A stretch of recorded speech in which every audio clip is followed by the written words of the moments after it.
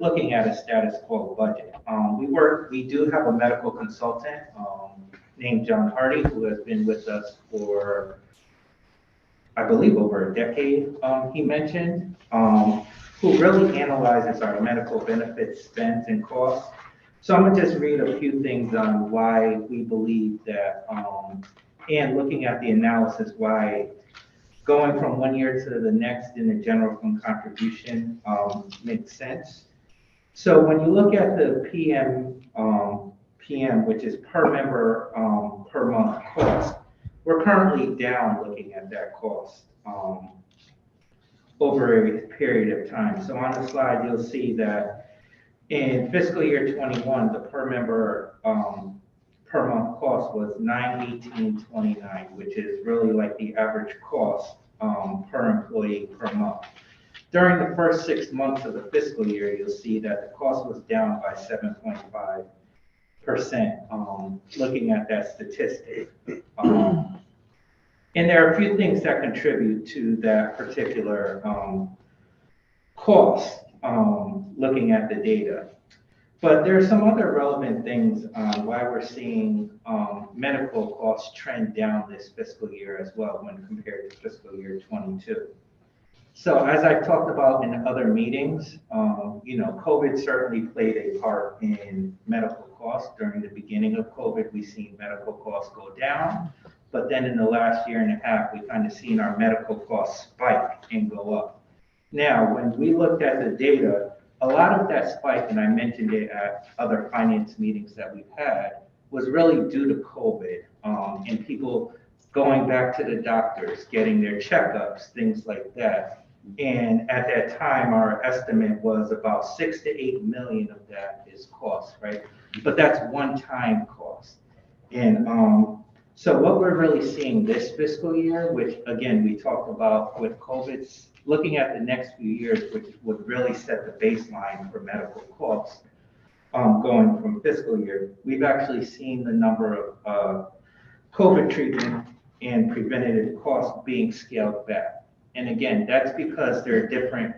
As we know more about COVID, some of the costs and the treatments are actually going down, right? Because you can now have self-care at home, you can do home tests with COVID. It wasn't like the beginning of COVID where the costs were really high. So that's one of the reasons we're seeing the costs go down for medical. And again, as I mentioned, part of it was the procedures as well that we've seen going down.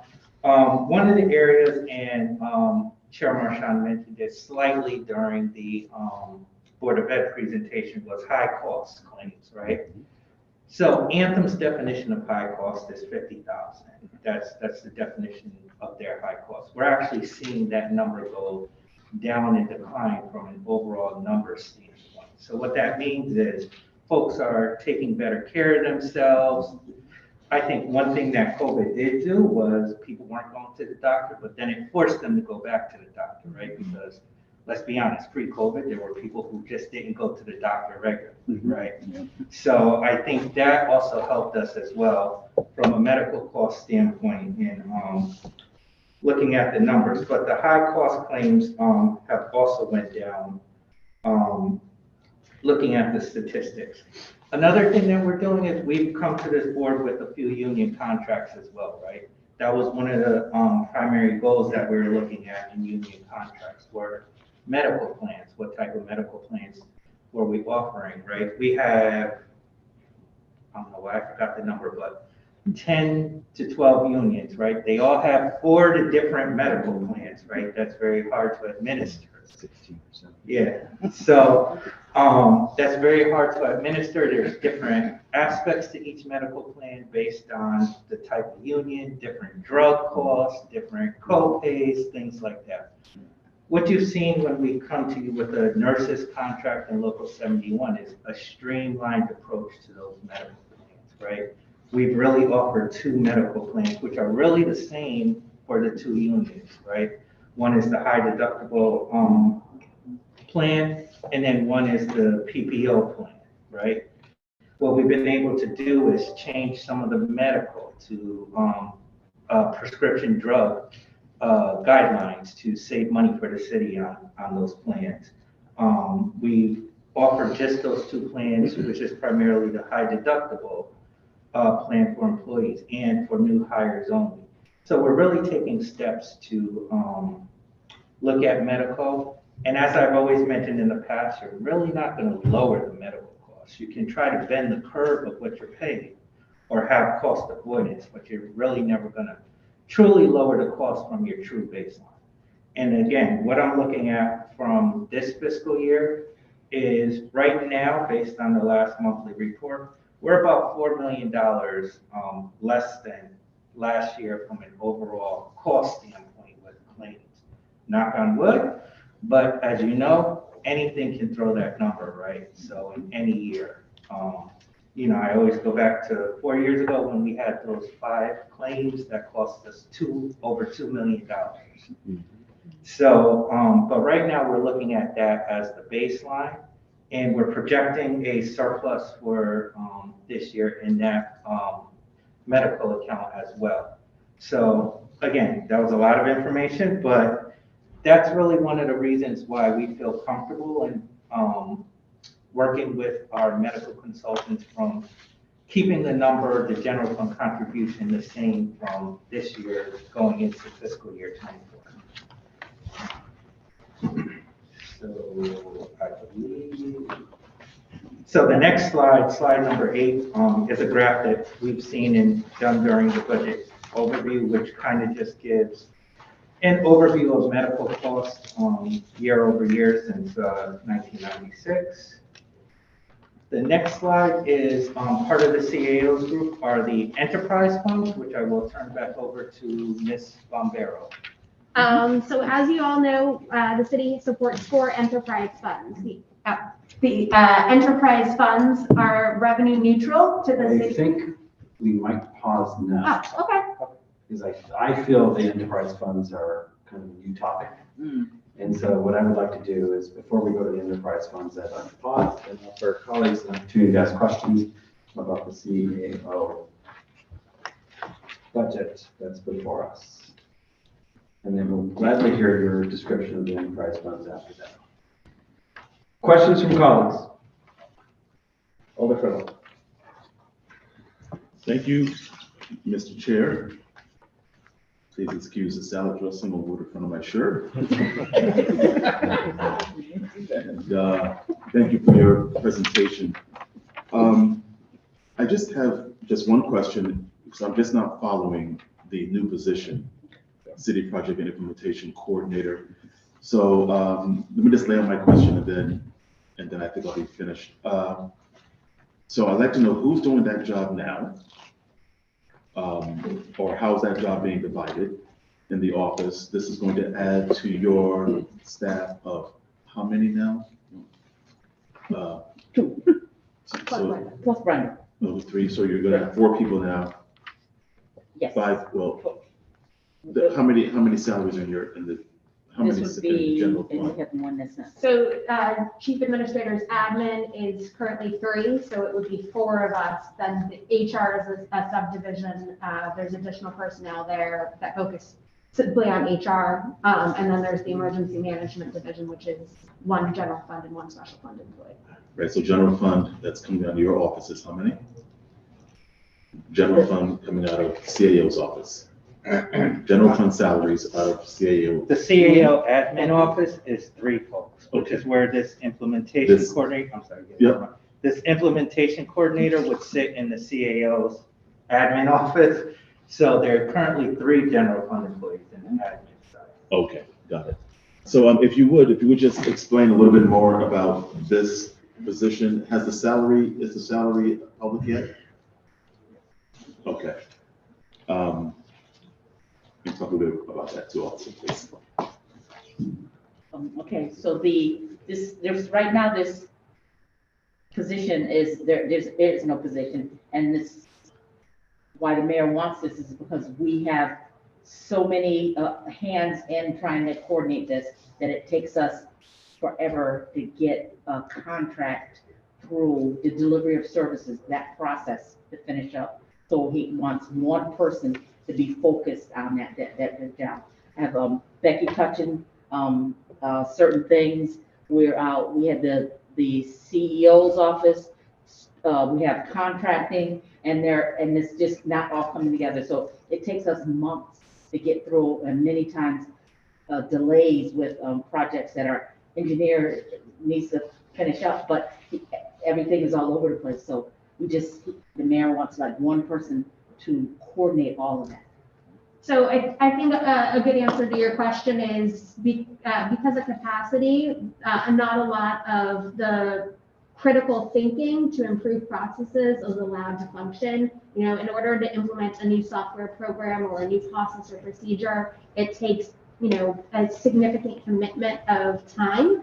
And, you know, our calendars, it's hard to find 30 minutes to put a meeting. You can't really set up a reoccurring meeting on this project structure or that project structure. So what this position will be able to do is do things like find project management software and implement it system-wide so we can better track, develop dashboards. As a member of the RAC, you've seen some of the dashboards that engineering is trying to find time to work on between their project management. But this would take some of that administrative function off of them so that we can better talk about what we're doing, better streamline some of the data, and be more efficient in the work that we're doing.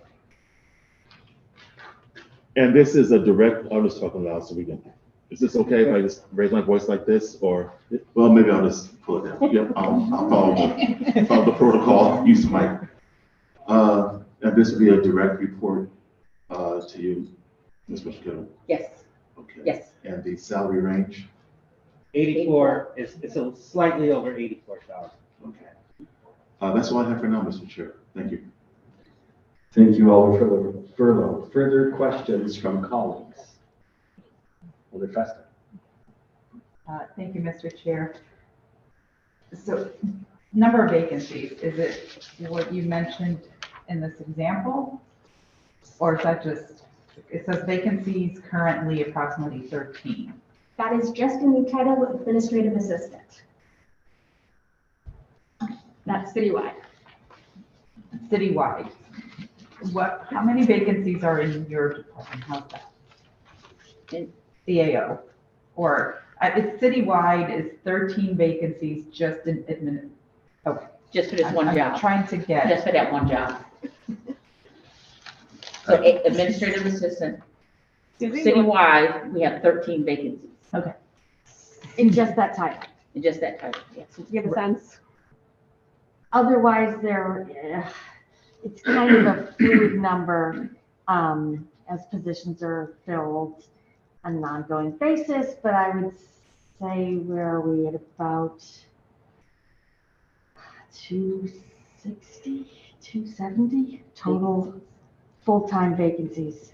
Yeah, both general and special funds. General and special funds. Okay, so general and special funds is that number, but does that include firefighters and police? Okay, so it's all encompassed with firefighters, police, et cetera. Regarding this position that is being requested, I mean, with vacancies, what makes you think we're gonna fill this one? Or is there a plan to fill it with someone internally and then have a vacancy somewhere else?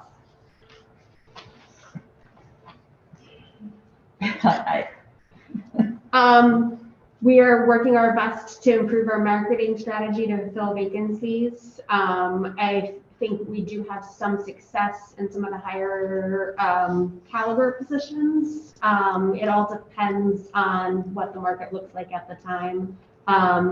For a new position in a new fiscal year, you're generally always going to have some sort of lapse as everything gets established. Very rarely does a new position get filled on day one. It's usually September, October, November before a new position gets filled. And these are tested and non-tested positions? Or is everything tested? The total number is tested and non-tested. Special funds are exempt. There are some other exemptions to civil service as per the charter, but the charter dictates the majority of general fund positions are governed by the rules of civil service. Okay, so, but that's where the challenge is. is with the, here it says fewer applicants, losing applicants in the process. Is this due to they failing the test? Is it due to, you know, what are the challenges that you're facing? It's the job market in general. We're not the only employer experiencing some of these challenges. It's the attention span of candidates right now. If you don't hear back, you're already on to the next idea. It's any number of factors. So what I can add is one of the first questions that I asked when I first started was, what is the time frame? How long does it take to actually onboard someone for a tested position? And it's anywhere from 3 to 6 months. And for anyone that's ever done any kind of recruiting, you know you're shooting yourself in the foot there, because that candidate has already taken another job. So, you know, we're not just competing with private markets, we're competing with municipalities around us who are paying higher wages. And while we know it's not just the wages, we have, you know, if their process is faster, they're going to get the candidate first. So by the time we're getting the candidates, I mean, number one, they've been picked over 3 or 4 times. And number two, they're already getting other offers at the same time. So it's very tough. And that's one of the reasons where we're looking to see what processes we could put in place to try to expedite it. But again, we have to work within the rules of the charter and the rules of civil service, which can be challenging when I think for the month of February, unemployment was at 3.6%. So there's a lot of challenges that we're facing to try to onboard quickly, which is another reason we need additional training, right? Because now you're trying to hire people with less experience in some cases in order to fill in some of the positions they need. You know, and I appreciate that is a long, 3 to 6 months is a long time. How do we compare to other municipalities? Well, for example, one of the things I saw on the state's website is they're really moving away from civil service testing. It's really based on the resume. So that would be the easiest way to expedite the process. Whether that's a possibility in New Haven or not, I couldn't tell you. It's like day 50 something for me, but 54. So I haven't passed probation. This is your chance, guys. So You're not going anywhere. but it's, you know, it is very, very tough. Yes, I did take a test. And she obviously passed. I did take a test, and from that standpoint, I can tell you, it was bizarre. It was an oral test. I had no idea, because I've never worked in a municipality before, what I was walking into. And so I came and I asked, is this an interview? No, it's an oral test. I'm like, what is that? So then I sit down, and it's 8 questions that, you know, they're asking me to, you know, record my answer. And I was like, okay, it could have been an interview. Absolutely. But as we mentioned, it's in the charter. It's in the charter. Yes. We are revising the charter. So, but that's good to know, because it's food for thought. Oh, just one more thing. Yeah. From a recruiting standpoint, there are a lot of recruiters that are now doing job offers on the phone interview. So if you want to talk about competition when trying to attract applicants, I can tell you at my previous company, this was a practice, because it was so challenging to hire and there were so few candidates. You were offering before you met them in person.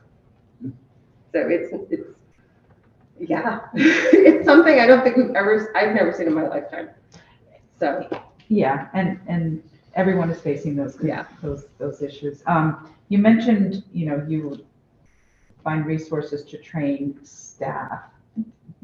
Who are the resources? I mean, you mentioned some online programs, but if we don't even have personnel, who's going to train who? Just like you know, your HR director, manager, who's going to train you? Safely. And just, it's not, you know, you don't have to answer that. It's just and a lot rhetorical question saying, yep, if we don't have the personnel right to train. And that's why we have new to staff that are web-based, that are courses that can be taken, you know, where we can gain some of that knowledge, especially if, you know, if you have the other frustrating thing is someone leaves a position, you can't put someone into that position until they've already left. So that means now that success, they can't get that training. They can't get that passage of knowledge, which is very challenging. So there's a lot of things there, and this is one of the reasons, using a software-based training is one of the fastest ways to deliver training. It is more effective than lecture typically, depending on how the training program is set up. That would be ideal, considering the resources we have, until we can get into a better place. But could I tell you it's going to be in 3 months, 6 months, or 9 months? I couldn't even tell you yet. And can I add to that? Also, a part of training is like we went to I took her to a class since I've been here. Labor management and working effectively with labor and management. But the title was so much that. Tomorrow we're doing a presentation to all of the senior leadership here and staff. And in that course, she didn't know anything about what we learned in that course. Tomorrow she's presenting that course. So you get someone trained, and then they train the trainer type thing. So that will be can be a part of our success. Yeah. Thank you. Also, I'm still not understanding this new project and information coordinator position. Do you have an actual job description? I'm more of a visual person. I want to read what the job description is, what their responsibilities are. And maybe through Mr. Chair. Would you like to request that to the chair? Sure. So noted. Thank you. And that does it for me. Thank you. Thank you all, Professor. Further questions from colleagues about the Chief Administrator's Office, including HR, University Operations? I'm just going to say a couple things. One is, one of the possible opportunities with turnover is that you might see the average age of your workforce go down, which for medical expenditure is generally favorable. Doesn't always happen that way. But it would be interesting to see in the future more information about the demographics of the workforce and an age, a risk stratification. Carriers and healthcare consultants know how to do that, but it helps you to understand what kind of population you have in aggregate and what you can expect in the future about the possibility of high cost claims and more frequent uses of services. So that's a standing thing that's helpful when you're trying to forecast medical expenses.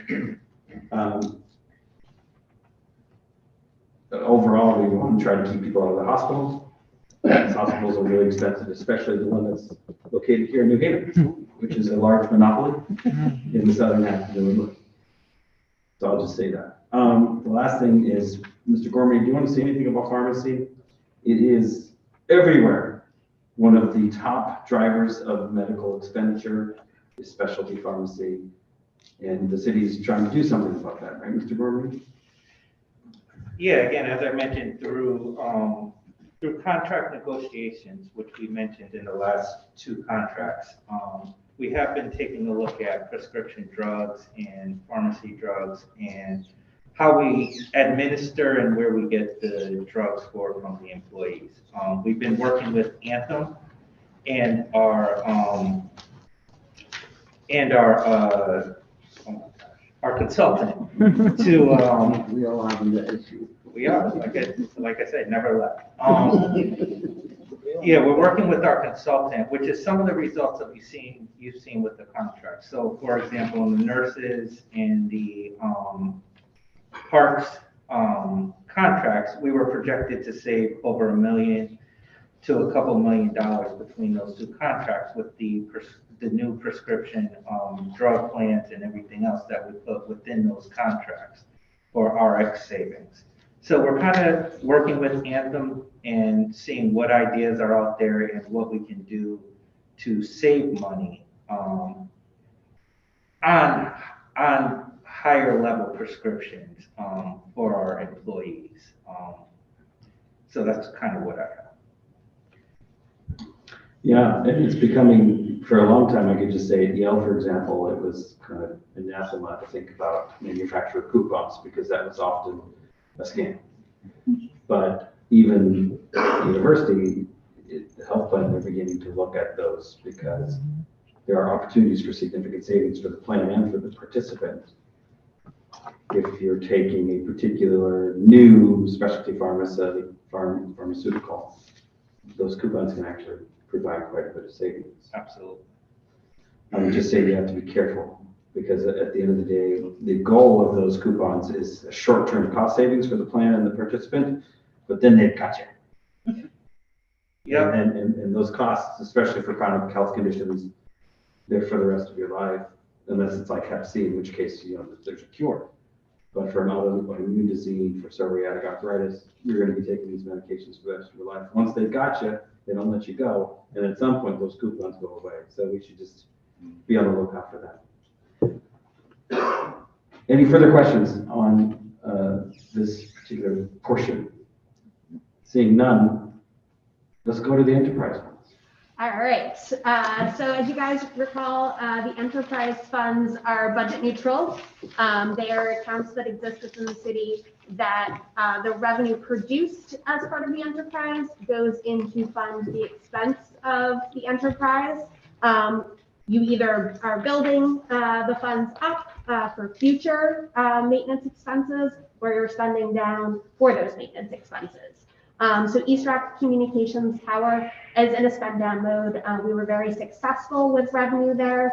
When people were citing cell phone towers up at the top of the rock, the industry has shifted. All of our tenants now are the nonprofits.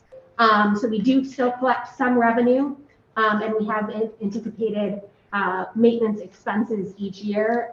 We work very diligently to cover those through grants. The budget reflects what those expenses will be if we're not successful with those grants. Things for, like generator maintenance, air conditioner upgrades, because that tower is very important to us and our public safety communications. So that is in a spend down mode, but again, it's not hitting the general fund. Walker Ice Rink is in the, we're starting to build the funds. We made a large investment there. Very happy to announce we have our final certificate of occupancy. So they will start paying the base rent in addition to the profit sharing. And we're building that fund up. The expenses each year are mainly for the annual maintenance on the compressor system. And then we're building those funds up to maintain the facility on a go-forward basis. Ailing Memorial Golf Course continues to perform very well. They are under construction right now on the much anticipated renovation. So we are still in trailers for this season, but we anticipate phase 1 to be completed sometime this season and hope to be complete with the full project before the start of next season. Lighthouse Carousel, this is the event space out at Lighthouse Park. It does very well as well. We do anticipate some of the larger repairs to hit this year. We have some glazing to do on windows, some painting projects, and our chairs are 10 years old, so we will be replacing our chairs this year. So with that, I'm happy to answer any questions. Thank you for that very rapid and succinct presentation. It's like the Lighthouse, only like really fast. Budget neutral. I'm a little busy, but perhaps other colleagues were able to stay with it. We will take questions from colleagues about these enterprise funds. Questions from colleagues. Alder Fesner. You kind of answered the East Rock Communication one by saying that our public communication is still there, but what happens if we just deinstall it, get rid of it? I mean, how? It is the backbone for our 911 and dispatch systems. So there's no other way of.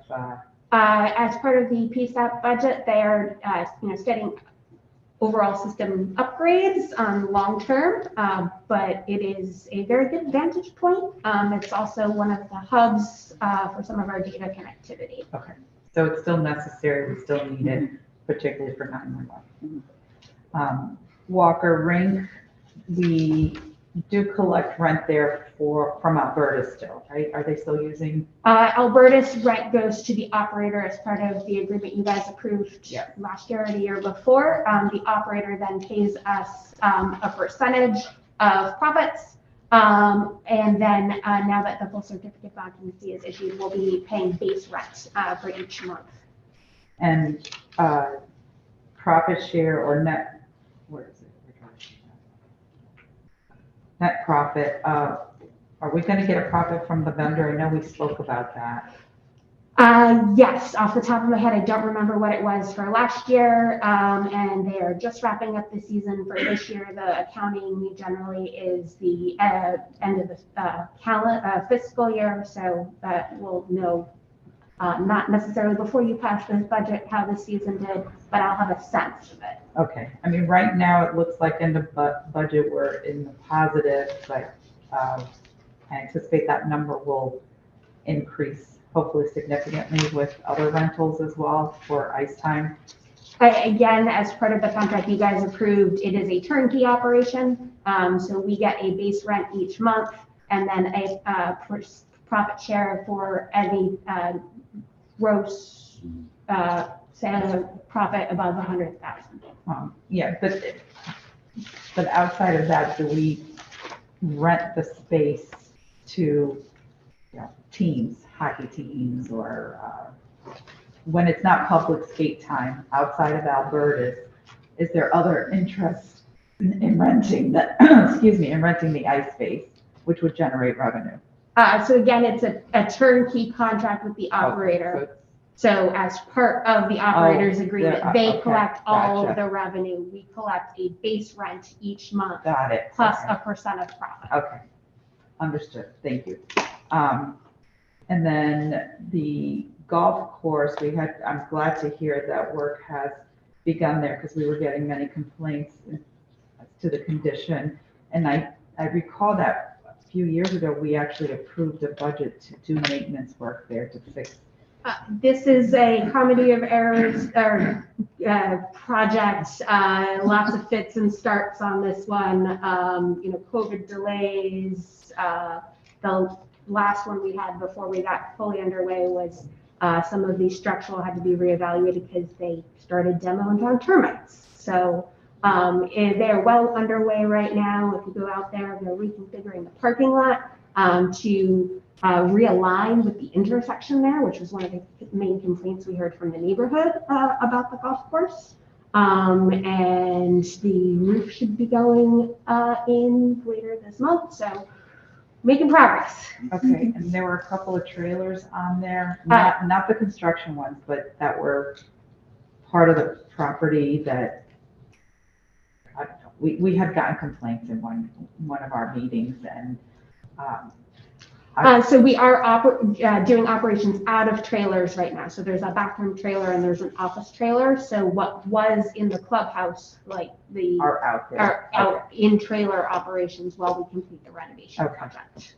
The project is limited to the buildings. The course is still accessible, and the main part of golf is outside. Okay, so I'm glad to hear that that's being worked on, and that does it for me. Lighthouse Carousel. I hope you pick nice chairs. Thank you all, Chester. Further questions from colleagues about the enterprise funds? I just have a couple as my head has stopped spinning. I'm looking at the information we had in our packets, and it looks like the East Rock Communications Tower, if we lose 40 grand a year, 47 grand a year, there's 180 grand left in it. You're like 4 years and then that fund is gone, or does it go up and down in terms of its performance? Again, we're in a spend down mode, but we try our best each year to make it so that the expenses don't hit this account, that they all come out of grants, etc. So the 62,000 in expenses would be the ceiling. A lot of times we are spending less than that each year, so you're not seeing it go down as quickly. But this is you're authorizing the expenses. We're not successful in outside funding. So if you just look over the last 5 years, for example, in terms of what kinds of grants we've gotten, and you say, okay, well, it's not going to be as $46,900 loss, it's gonna be 28,000 or whatever. How long do you think this fund is gonna last if you adjust that figure? Is it 5 years or 10 years and then this fund is gone? I'll have to get back to you on an answer for that. Okay. I realize that that's a forecast and it could, I'm not gonna hold you to it. It's just a question of thinking through in future planning for when the police radios are gonna need to be funded through general fund and no longer through the enterprise fund, right? And you'll probably hear a little bit more of that in the presentation. Oh, well, momentarily. then that's coming next, so let me save that for then. Similarly, when I looked at the Lighthouse Carousel, and if you explained this already, I apologize, but the operating result, the anticipated operating results, is $477,000 in the red, which would leave $180,000. And that means that like after next year, this is gone. So again, the funds are cyclical. You build reserves to do those Yeah. large improvements, and then Oh, so you it's don't need to improvements that has cost all that. It's not the anticipated. So we have some glazing of windows that we need to There you do, go. some painting projects. Like I said, the chairs were purchased in like 2012. It looked like a big 13. number, so that's why it's a big number. And again, this would be the ceiling. There's a potential it will come in a lot lower than that. All right, we're just in the cycle where we're making bigger expenditures because the reserve's been big enough, we can invest in improvements. Oh, well, see, now I feel much better. Thank you very much. Further questions about these enterprise funds? Seeing none, we will thank all of you for your time. Mr. Gormley, don't go anywhere.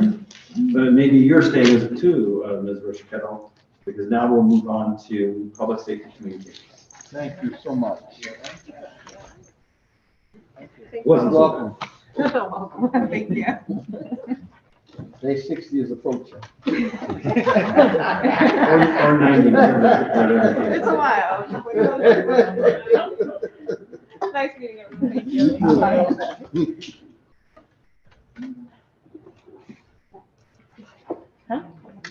And you are staying as well, okay, Yeah. that makes sense.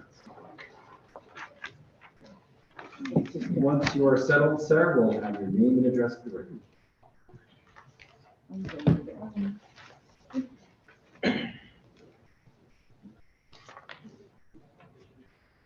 Good evening, everyone. Good evening. Joseph Vitale, 378 Townsend Avenue. I am the Director of Public Safety Communications for the City of New Haven. Thank you for having me. The floor is yours. Thank you. Is it right to pull this down? Yes, when you're speaking, if you want to pull your mask down. So again, this is my first budget hearing in the City of New Haven. I started this position in May last year, so I'm coming up on my 1-year anniversary. So just a little overview, first of all, with the staffing at Public Safety Communications Department. There's one department director myself. I have a deputy director, an administrative assistant.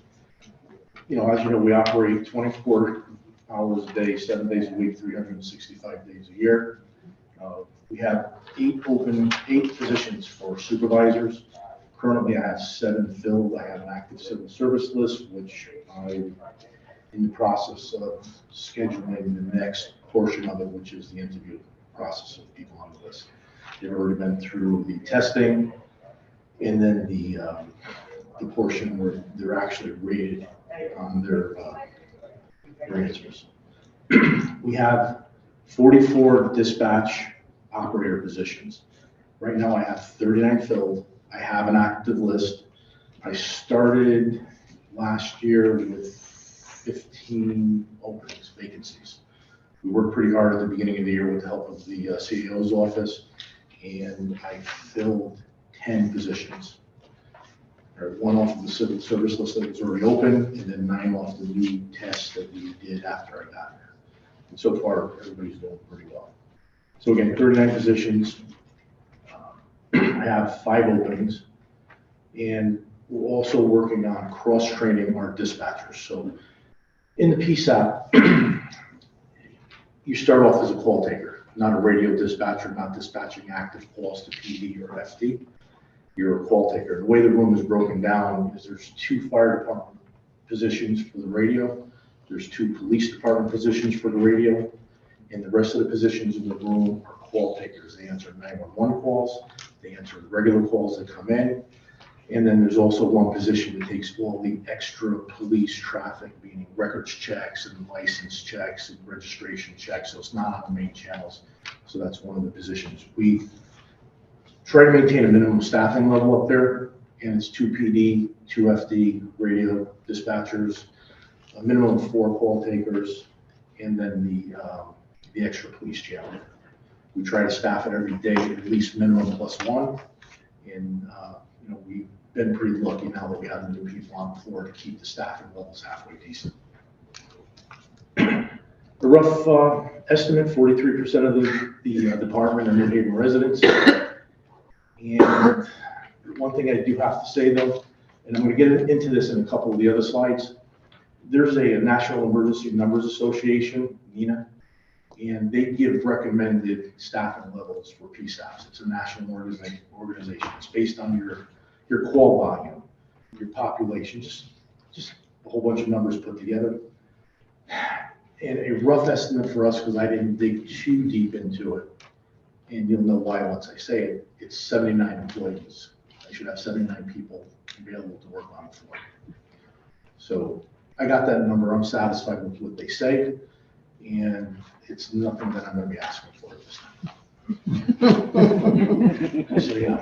All right. So now, as we get into how we operate and what we do underneath the state of Connecticut, Connecticut cities with populations over 40,000, they receive a subsidy funding from the state of Connecticut. Currently, 23 cities have this subsidy, and again, along with New Haven, it's Bridgeport, Bristol, Danbury, East Hartford, Enfield, Fairfield, Greenwich, Hampden, Hartford, Manchester, Meriden. I can go through all the rest of the cities, but you kind of get where we're going with this. So, what do all these numbers mean for us? Okay. I think I'm gonna lose my connection. Yeah, I think I will. Yeah. Okay, I have it now. So, based on our call volume, 911 call volume, not even the regular phone numbers that come through the normal 6316, 6317 numbers, based on the call volume, based on the population, and also based on the answer rate. We're rated on our 911 answer rate. So the state expects us to answer our 911 calls under 10 seconds. So now I'm going to give you the number of 911 calls that we get. We did 131,000 911 calls last year. So what happens with that is we were able to maintain this call rate at a 96.65% rate. So we wound up with $894,000 from the state of Connecticut. For doing this, this goes into our budget, pays for our overtime, pays for a lot of the other expenses up there.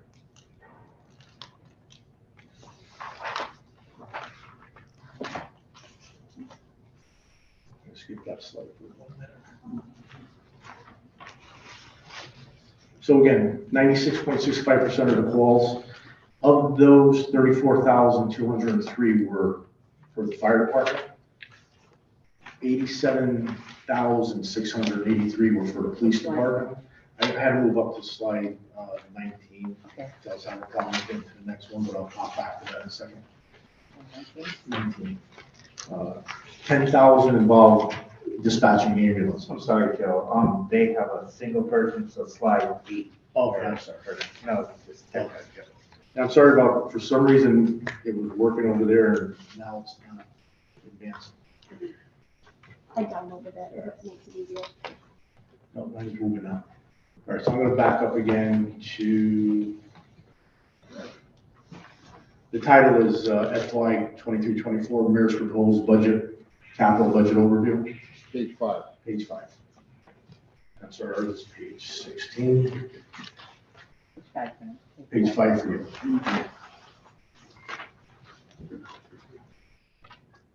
So some of the money that we're looking for in the capital budget, the big numbers are for equipment. It's not a luxury item. It's for items that are coming up to the end of their useful time frame that we're gonna have to replace. We're looking at radios, consoles, generators, air conditioning units, and the air conditioning units aren't even for us personally. It's to keep the equipment cool. Are there any questions on that slide right there? Anybody have, we'll go through the questions after, I'm sorry. In my first year here. So the capital projects, microwaves.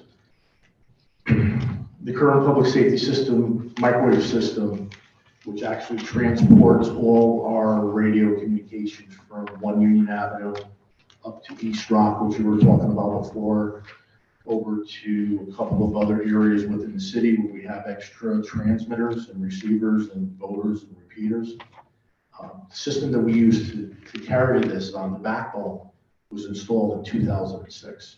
So that is coming to the end of its service life. There's going to be a point where there's not going to be much we can do to keep it running and fix it. We're in good shape now, but it has to be changed within the near future. The equipment that we're looking to replace is going to be done like in 2 stages on 3 primary sites. East Rock, the police headquarters, Knights of Columbus. We have 8 secondary sites: Hart Street, Smilo, Payne Whitney, Lighthouse, West Rock, PSE&G, which is UI, the Harbor Station, Winter Green Avenue, and Bella Vista. So we're going to be replacing a lot of the equipment that's out there with this money.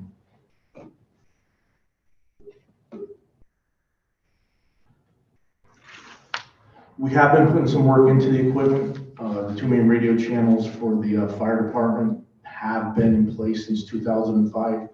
There's 2 additional receiver sites that have been added to the system since then. Receiver sites for the fire department on Hart Street, Bella Vista, and Lighthouse, and but the infrastructure for channel 1 and 2 for the FD is due to be replaced. The basic infrastructure for fire department channel 3 and 4 were recently completed, and first 2 sites, the first 2 channels, and the comparator device, which was required. So the systems that are out there are pretty much computers. They talk to each other. The signals go from site to site to site. They go into a voter. The voter votes on what the best site is, throws it into a comparator, and sends it back out to the field to give them the best possible signal that they can have.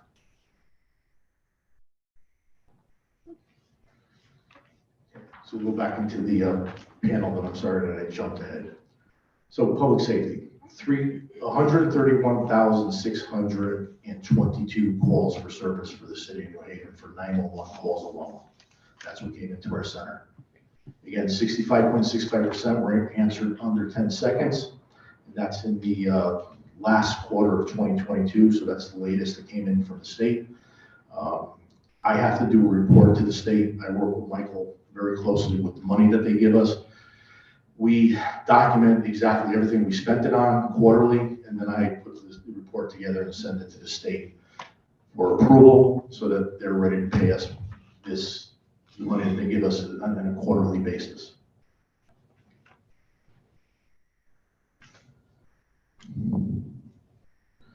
So a few of the things we're doing up there. Again, I said before in one of the other slides, 43% of the people up there, the employees, are New Haven residents.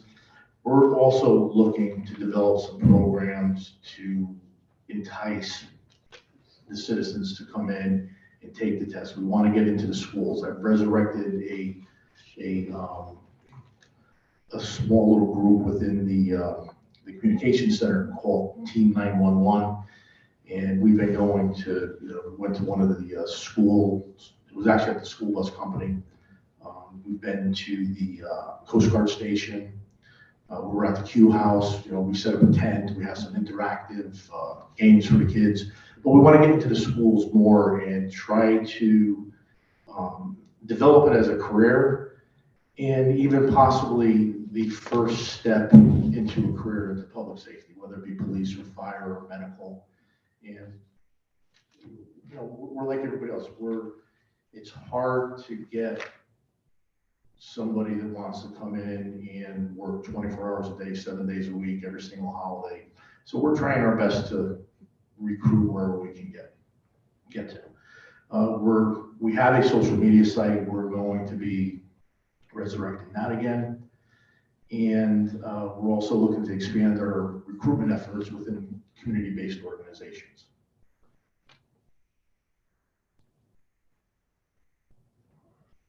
Okay, so this is one of the most important slides. Exactly. Slide 9. Slide 9. And I really want you to follow this to understand what we do up there. It's very important to me.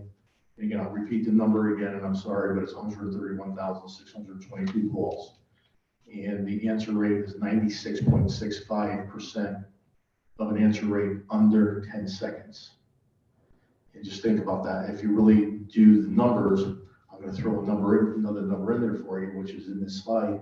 If you add the regular phone calls that come in there, I'm giving it a rough estimate of 370,000 to 400,000 phone calls with 46 employees coming in there. It comes out to somewhere around 1,000 calls a day. You know, I'm not going to say every day is 1,000 calls, but the numbers are there. They're real. So in comparison, Hampton, I'm going to give you all the towns that border New Haven. Hampton, 32,169 calls a year. North Haven, 13,482 911 calls a year. East Haven, 13,354 calls a year. West Haven, 28,000. Woodbridge, 4,400 calls a year. We're number 2 in the state. Last year, we were number 2, and number 1 was Troop G in Bridgeport. Troop G bounced down to number 3. Hartford moved from 3 to 1. We remained at number 2. While we remained at number 2, we jumped up 8,000 911 calls in 1 year. So, you know, there's some, you know, it's not always the best to be number 2, but we're there and we're maintaining our answer rate. Hartford, 144,000 calls, and all these calls are online. It's public record. It's part of the state 911 website. Hartford, 144,598 calls. Their answer rate is 73.13%, answered under 10 seconds. Bridgeport, 108,000 calls, 96.35%. So again, I give you these numbers just to understand really how busy it is up there. I know a lot of times it seems like, you know, answering and phone calls, and I field a lot of calls all week long, and I try to be very receptive to the citizens that call, even as far as going down to sending them emails with my findings, and if we're wrong, I apologize to them. I have no problem. We work with the dispatchers if they make a mistake. It's busy out there. It's busy. So those are real numbers, and that's something to think about as we move through the slide.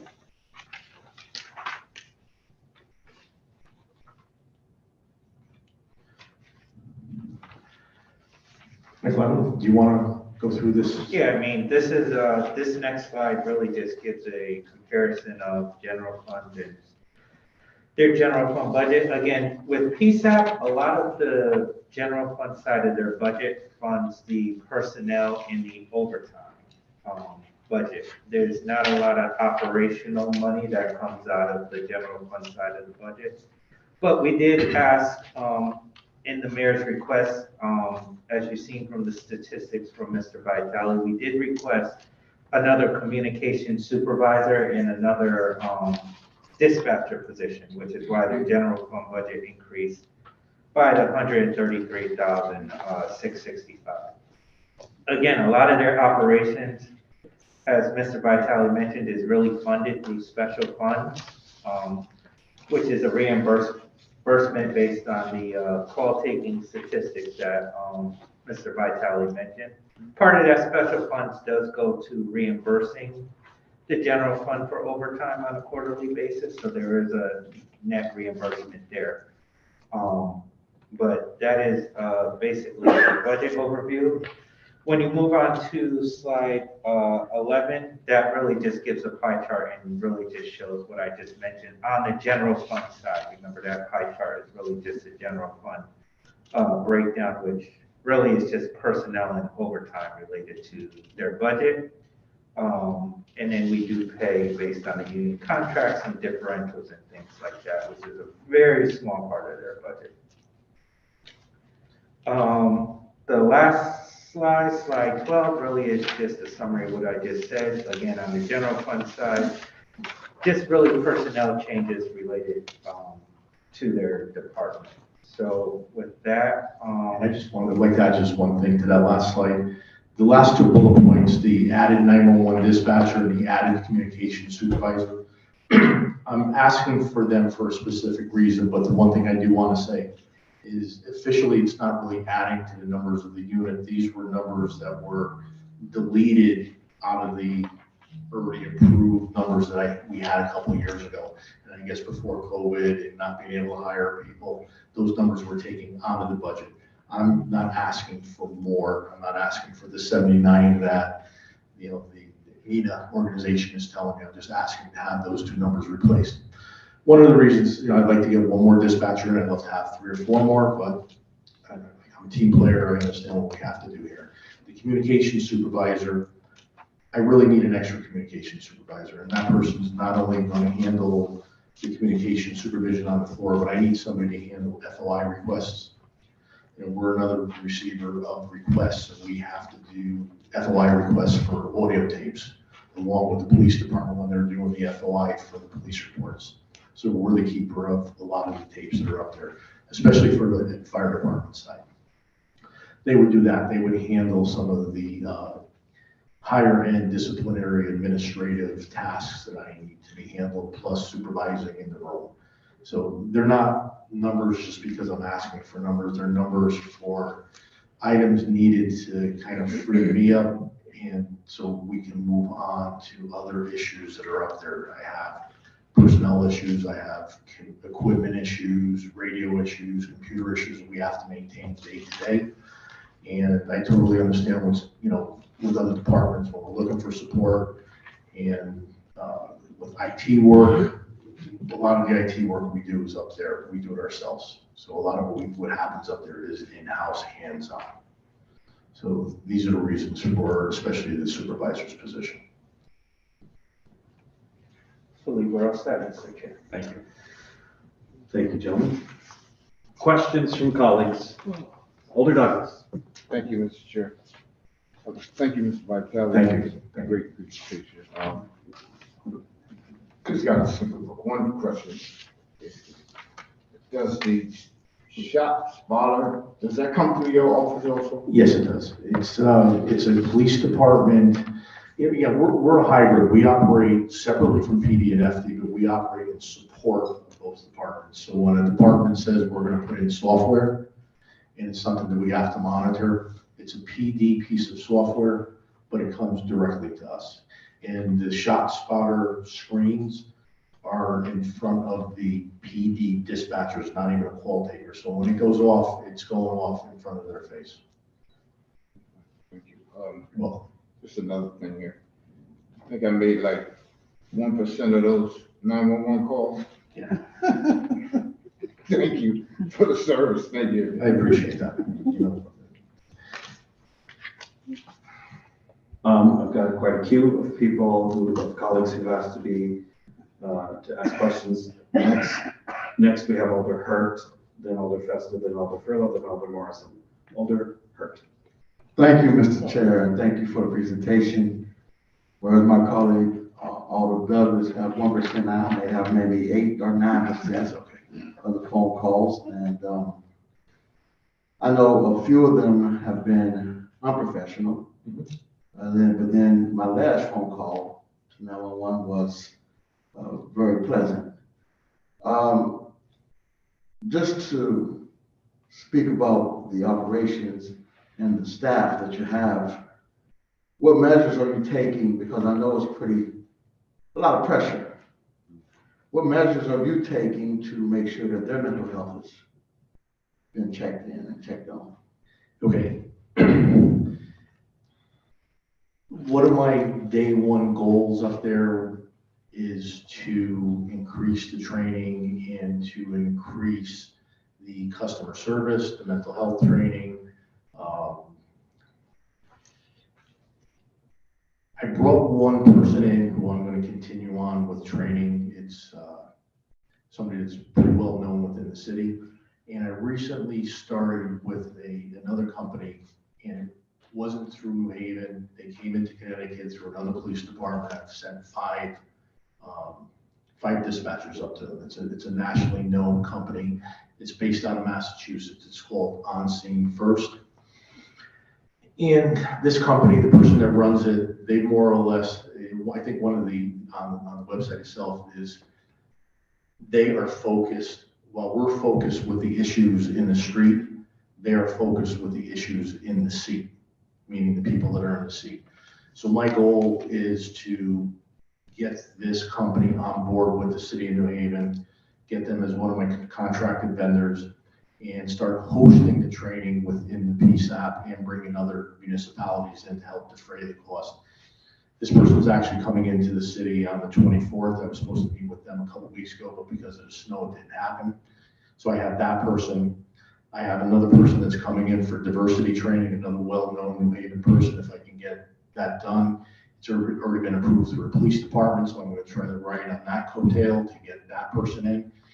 So one of the things that I really need to do up there is increase the training, increase the professional development. I know that Regina in HR was talking about developing the supervisors. I need to better develop my supervisors. I realize where the deficiencies are. You know, I'm very happy to hear from you saying that you had a positive experience up there. And believe me, the people that have not had a positive experience, if it comes across my desk, we do an investigation, we listen to the tapes. I call them up personally. I send them an email explaining to them that we did find something that went wrong. I offer them my apologies. I give them my phone number, and we move on from there. So I'm really trying to fix that. What I'm also doing up there is eventually we have some documents that we have to rewrite. So as I'm finding items that are broken, I'm writing operational memos, and they're all numbered so that when we eventually go to rewrite our policy books, we can look at everything that I've been writing since I think last September and use them as a guide to rewrite our books. So if I find something that's wrong, and one of the things I'll talk about are quality of life issues. When I first started, and all of a sudden I'm here, and I know New Haven, I policed New Haven for 30 years. Quality of life issues that go unanswered. And, you know, digging into it, you find out that, you know, the computer is assigning them a lower priority when quality of life really isn't a low priority when it keeps happening. So I rewrote a policy saying if we have a hotspot and this happens in the course of the night, we fix it. So that's how I'm trying to kind of eliminate a lot of the complaints. It helps our dispatchers a lot more, but I also have to get them into the outside training. Thank you. You're welcome. Thank you, Alder. Next, we'll have Alder Festa, then Alder Farrell. Thank you, Mr. Chair. Thank you for your presentation. With new technology, accuracy of the calls should be better than they were in the past, because there were some concerns of wrong addresses and first responders being sent in the wrong direction. What are you doing to address that? So right now we're in the middle of, I think the process is already going through, or it's going to go before. We're putting a new computer-aided dispatch and records management system in up there. So that's one thing we're working on, but that's not an overnight fix. One of the other issues, wrong addresses and calls that are not being sent to the right place. There is some dispatch error in there, and there's some complacency that happens with that after a while. Again, 131,000 calls, 400,000 total. Complacency is human nature, but it's not acceptable. So again, rewriting memos, policies, verifying cross streets. You know, that's very important. If we get a call, and we can get a call for a street, I'm not even going to name it because these are actual events. We can get a call for a street, and because of technology, because of cell phones, the person calling us could be from New Haven, calling for their mother who lives in Hamden, we're getting a call for a street with a New Haven name, and we're dispatching it to a New Haven street. Complacency, you don't verify cross streets. You cannot become complacent. So we work right away to fix that, to bring people in, to start talking to them, retraining them, verify cross streets. So that's right now even more important. The human aspect's even more important than the computer end. Because the technology, that's how it throws it askew, and we wind up in the wrong location. Understood. One Yeah. clarifying point, since it's a multidisciplinary project, the CAD upgrade, which was funded through the ARPA allocation, has been communicated to you guys for approval, because it is a multi-year agreement. So that should be assigned to committee. That's right. Thank you. Regarding the two additional positions, the dispatcher position is in addition to the 5 vacancies that you have. Yes, the 5 vacancies are part of the 15 that I had when I came here. I worked very hard to get them through, the first 9, 10, and we're working right now. I got my marching orders to get the next 5 through, and then the additional 1 will be part of that. And you got to understand, I know it was said before in the last, with the HR presentation, to bring a dispatcher on isn't, okay, come on in and we're going to show you how to turn on the radio. Back in the day, you punched a card and you wrote something down on a piece of paper and you called a car. It's a 12-week process just in the classroom. And then once they're in the classroom, they have to sit in the PSAP center with another dispatcher for a set amount of time. You know, not everybody makes it through the first time. I've come up with a performance improvement plan to save the people that didn't make it through the first time. If I know deep down that they have the capability of doing the job correctly, it's a lot of work, but it's a long process. And the bottleneck in the process is actually the part that's in the room. And the part that's in the room sitting with the seasoned call taker, dispatcher, it's almost like an FTO at the police department, we call it a CTO. They get burnt out after a while. The CTOs get burnt out. You can't just keep feeding them another person to train and another person to train, because after a while, the quality of training that you're going to get isn't there. You have to give them a break, because they're doing this while they're answering the phones, and they're guiding these new employees through while they're taking calls for service. And these calls for service aren't for average calls to most of the things that come through up there. So they need a little break in between. So there's a lot of issues that you don't really realize that we have to look at in there. We don't want to lose our good trainers, and we don't want them to tell us, hey, I don't want to train anymore. So we got to give them a little break. So the process is hire them, 12 weeks, and then the CTO portion. If they fail a few spots, then it's a performance improvement plan. You've been running an efficient department, obviously, with the numbers you're giving us with getting the additional funding from the state. So why do you need somebody else? Okay, again. And again, Yeah, this isn't to credit, it's just to ask it. And you made a point just now regarding, you know, even mental health, right? Giving them a break and perhaps morale. I don't know what morale is like, because we know we have gotten complaints that morale is somewhat low in that department in the last few years. Yes. Can you address that a little bit? I can definitely address it. So I'll get back. I'll do the easy one first. The easy one is a supervisor. So the way we run is they work 12-hour days, 3 days on, 3 days off, minimum staffing of 1, ideal staffing of 2. I have 1 supervisor that's dedicated to training, dedicated to QA, which means quality assurance with tapes. We pull tapes not based on complaints, but we pull tapes based on just a random look into what's happening in there to see if we can find any mistakes that nobody's complaining about.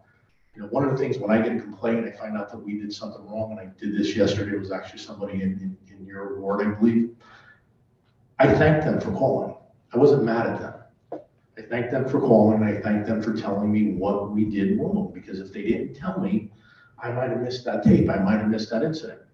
So again, with the QA, we're trying to listen to what's happening there. We're trying to get a good cross-section without having a complaint-driven reason for finding it. So that's one thing. The new supervisor that's going to come in is going to take some of that away from the training person, because the training person, no matter who's going to be in that position, it's an overwhelming position. We just got news from the state of Connecticut a couple of days ago that the majority of the dispatchers now have to get 5 more NIMS training classes that were never required before. So again, we have to do what the state tells us, and they have to go through the training. So they're going to take care of that. They'll take care of some of the personnel investigations for me. And hopefully the QA, I can start moving away from that person eventually, because there's plenty of other work for them to do, and start to bring it back to the supervisors that are on the floor. But one of the problems with the supervisors on the floor, again, is the call volume. There's countless questions flying back and forth in that room. So it's hard for me to expect somebody to be listening to, actually be zeroed in on listening to quality control tapes when you have 6, 8, 10 people in the room asking you questions, and believe me, the questions fly all the time. I spend time in there answering questions. So that supervisor will not only be in the room, but will also be working on items that have, more or less administrative items that have to be taken care of. And they're both positions that are in the 3144 contract. So that's the supervisor's position. The dispatch position, I really wanted to ask for more. I read what was in the mayor's budget instructions. And again, I'm a team player and I understand it. You know, I took this job as a challenge. I enjoy what I do every day. I'm not going to fight anything that you're asking. I'm not going to ask for any more. All I'm asking is to get me back up to the same level, because the more people I have up there, mental health, the more vacation time I can give without denying. I'm at the point where I'm denying time. And when I deny time, it can turn into where they don't even ask for time, they just book off. So time is one thing, and having more bodies in the room so I can do more training, so I can give them more training opportunities, so I can bring on Scene First, I can bring the diversity training in, I can do all these other state mandates that are coming down the pike, and I just want to get it back up to the numbers where I am for now. Thank you. Thank you, Mr. Chair. Thank you, Alder Festa. Alder Furlow, then Alder Morrison.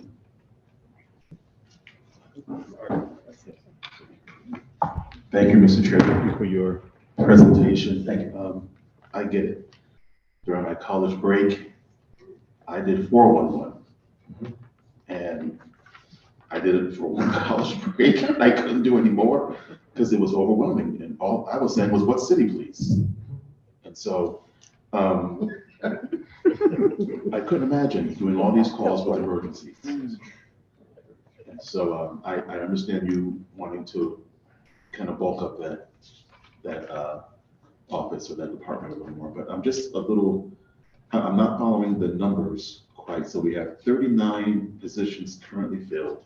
I think I'm either adding it wrong or just missing one. So we have 6 PD dispatch that are certified, 7 fire that are. That's actually a breakdown of those numbers. Okay, so it doesn't equal 39 though. Okay. They have call takers. So the I call lost take, my we didn't screen. even do the call takers in there. So you Okay. just telling you which ones that do fire, which ones that can do police, and which ones that can do both. Okay, And then the rest of them are there's call call takers. takers. So that should, with the call takers, that should equal up to the 39. And the way it happens is when you first get hired and trained, you're trained as a call taker. You're not put onto a radio, PD or FD radio until at least a year there. You know, this is not a simple operation up there. And the magnitude of calls and the seriousness of the call that's going out to PD and FD, it's real. And they have to be ready to go on the radio. We're presently working on cross-training. I have one person in cross-training now. I had somebody else that was assigned to it, but due to some personal reasons, we had to pull that person out, and I'm pulling another person in. So we're attempting to train everybody up there. I just cannot give anybody a time frame based on the fluidity of the staff and personnel issues and time off. And you know, a good way of really understanding it is the fire department. You pull up to the fire and the person driving the truck jumps out and he operates all the pumps and all the gauges on the site. If that person wants a day off, they just can't take another person that holds a different position in the fire department that's not trained to be the engineer, to be the person operating the valves and everything else to replace him. So if they can't get anybody to replace him, that person can't have a day off. So that's why we're working on cross-training. It's important to be able to cross-train the entire unit, but it takes a lot of work. It takes 12 to 14 weeks to cross-train a seasoned dispatcher. As I said, sir, I get it. I walked in, my father was on the floor, and 911 walked me through what to do until the fire department got there. And so 911 literally saved my father's life. So I get it. My last question is, if I may, Mr. Chair, how much of this is allocated towards training? What is your cost of training and retraining? So, I know I'm correct on this, but you can correct me if I'm going off a little bit. I take most of my training budget out of the state money. So the state gives me the money. I can only spend money on specific items, but they don't tell me how much I can spend. So for instance, I can't take my state money and buy the police department a bulletproof vest. I can't take my state money and buy the fire department a helmet. But I can take my state money and spend it on anything that's approved, meaning training, overtime, the few other equipment repairs, you name it, anything operational, I can spend it there. And I'm looking to spend money on training. I'm looking to spend that state money on training. I'm looking to keep the state money coming in, keep our records going. And I just recently sent both to Regina and Sean a list of different specialties that I want to start bringing people in to train my people. I believe training is important. I really do. And I really think that it's not only important, but it's extra important for the supervisors. And I think the more that we train them and the more that we give them first line supervision training, I think we're going to be in good shape, but we just have to get there. You know, my biggest challenge is it's so busy up there that I start off with a list of things to do. I have my OneNote, I have my notebooks. I mean, a lot of people laugh at me because I got a notebook for every single topic. I talk to my boss quite a bit, and I respect her very much, and she'll nudge me and say, when are we doing this? And I feel bad because I start out in the morning with a whole list of what to do, and you know, then I have to deal with everything else that's happening. But the training has to take priority, and we have to get to that eventually. Thank you. Thank you for your presentation again. Thank you for all that you're doing. And that's all I have, Mr. Chair. Thank you. Thank you, Alder Morrison. Thank you, Mr. Chair. Thank you, Lieutenant. I have a question in regards to where are you guys with the crisis response team work? You know, that's a really new program. They came here last night, and one of the things they talked about is the fact that they're over this next year going to expand their services. It currently is from like 10 to 6, and now they're going to expand from 8 to 8 a.m. to 12 a.m. And so I just want to know where are you guys with your training with that, because one of the whole purposes, right, of having this type of service is to help free up some of the police involvement, but at the same time, it's very important training that goes into that to be able to make the distinction, because right now, the police and the crisis team, everybody knows, right? But the actual goal is to be able for PSAP to say, this is more of a homeless, social work, blah, blah, blah type call where it frees up the resources on police side. So where are you guys with that work and that type of training? Great. So first of all, we're talking about Compass. Yeah, did I? Yeah, that's fine, because, it's My Compass. other job is. No, we also deal with the 201, the 988s, and everything else. So one of the priorities when I got hired through Regina and the mayor were, we got to get Compass running. So I sat through all the meetings at the very beginning, and we made our decisions, and there were policies and guides that were written, and we made the decision to get Compass out, dispatched at the request of PD and FD to get them out there. When you walk down the sidewalk, and we walk downtown a lot, and you'll see that they cut across the sidewalk instead of following the sidewalk, and you got that little path that's worn out in the grass. And that's more or less what I thought we had to do here. We had to get that path. We had to figure out where we were going, how it was going to work. And I felt that it couldn't be held down anymore, waiting on decisions. So, one of the decisions collectively that the group made was to dispatch them with PD or FD at their request to get everybody acclimated to the process. The next process that's coming up is where they're going to be dispatched on their own. Now, just because Compass is working doesn't mean it died in our office. We meet every Monday at 9:30 in the morning with Compass, with Yale, with PD, FD, PSAP, and we go over every single call one for one. We make sure what's in the CAD system matches in the Compass logs. So it isn't like it's out there operating on its own. It's myself, Jeff Patton, Chief Zanelli, Chief Graham, Chief McCarthy,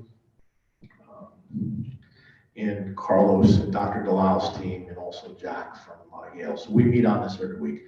The next step coming down the pike, we've been working on our Power Phone software. And that's the software that dispatches our medical calls and triages. It tells us what to do. So what happens is when a call comes in and somebody says, I cut my finger, it goes into the system and it tells us what resources have to go out. We're working with PowerPhone to update what we have, and it's almost ready, so that PowerPhone will be able to help us dispatch Compass. And it's going to be dispatched no different than like we're dispatching an ambulance. We have to look at it that way. We can't overcomplicate it because it's never going to happen. So it's going to be dispatched just the same way we dispatch AMR.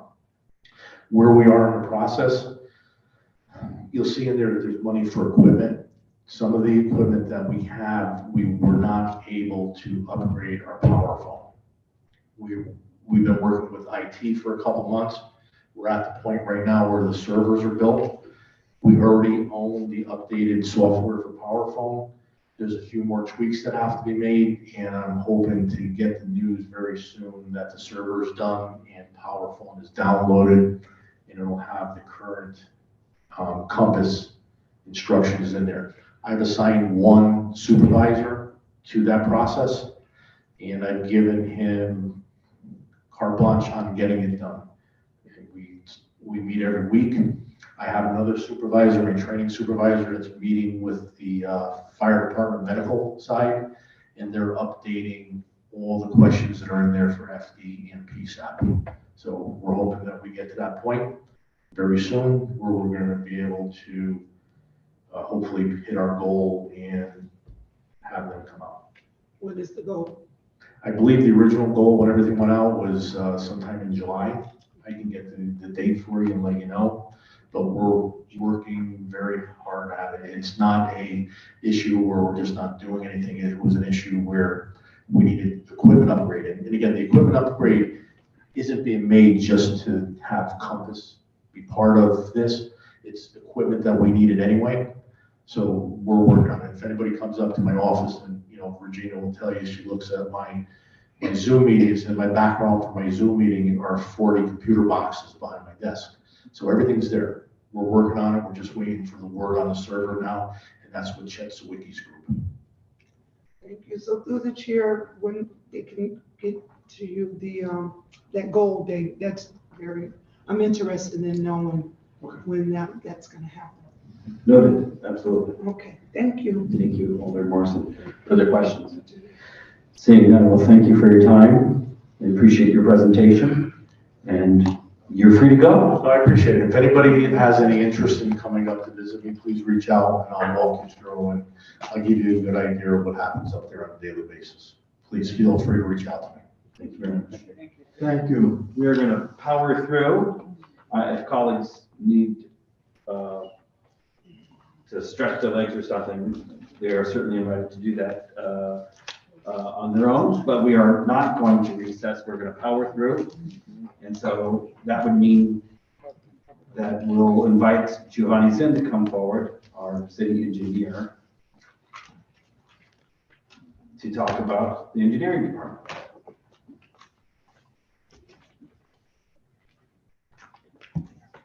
You don't want to leave the table? I was trying to get my computer. We have more questions for you. No, we will not. We will now hear from our city engineer. Good evening, Mr. Chair, members of the committee.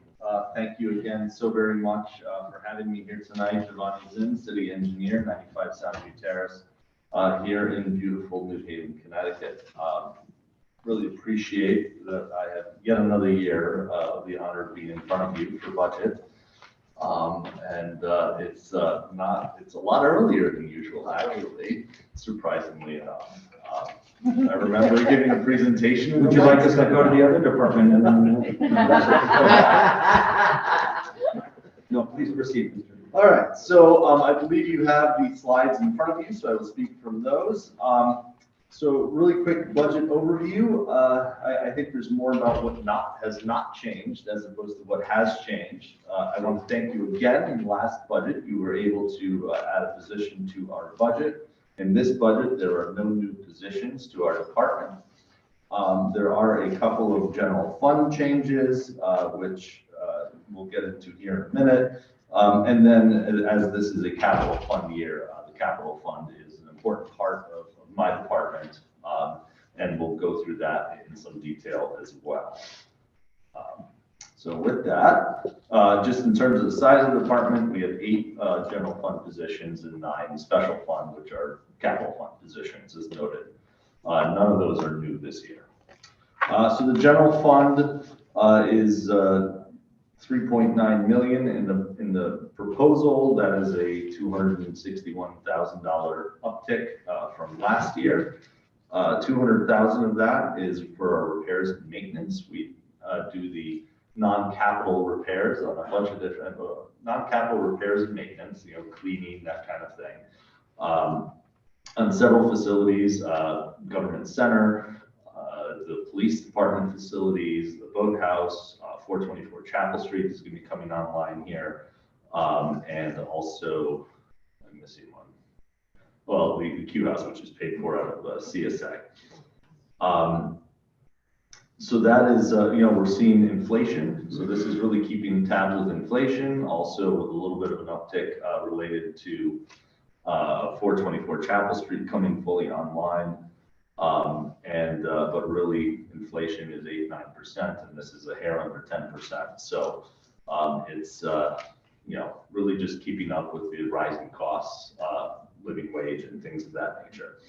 $50,000 increase in stormwater. This is cleaning of general fund stormwater is cleaning of catch basins and laterals using big vac trucks. You see them around town. Very important.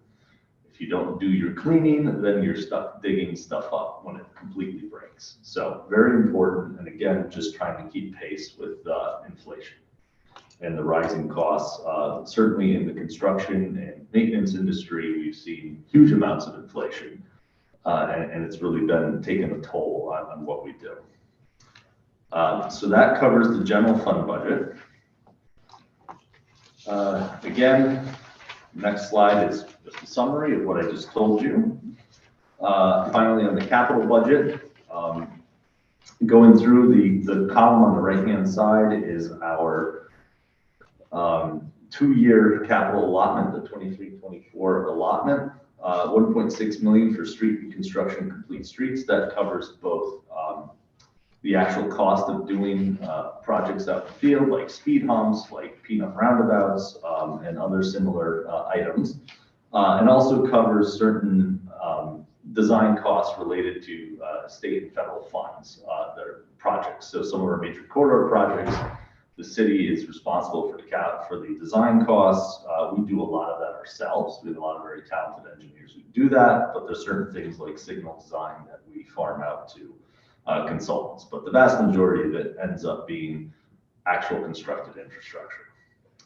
Sidewalk reconstruction, we have $2 million. We also have a fair amount of state sources as well. And also the third source of it is through our major corridors projects. We'll be doing a lot of sidewalk on large streets.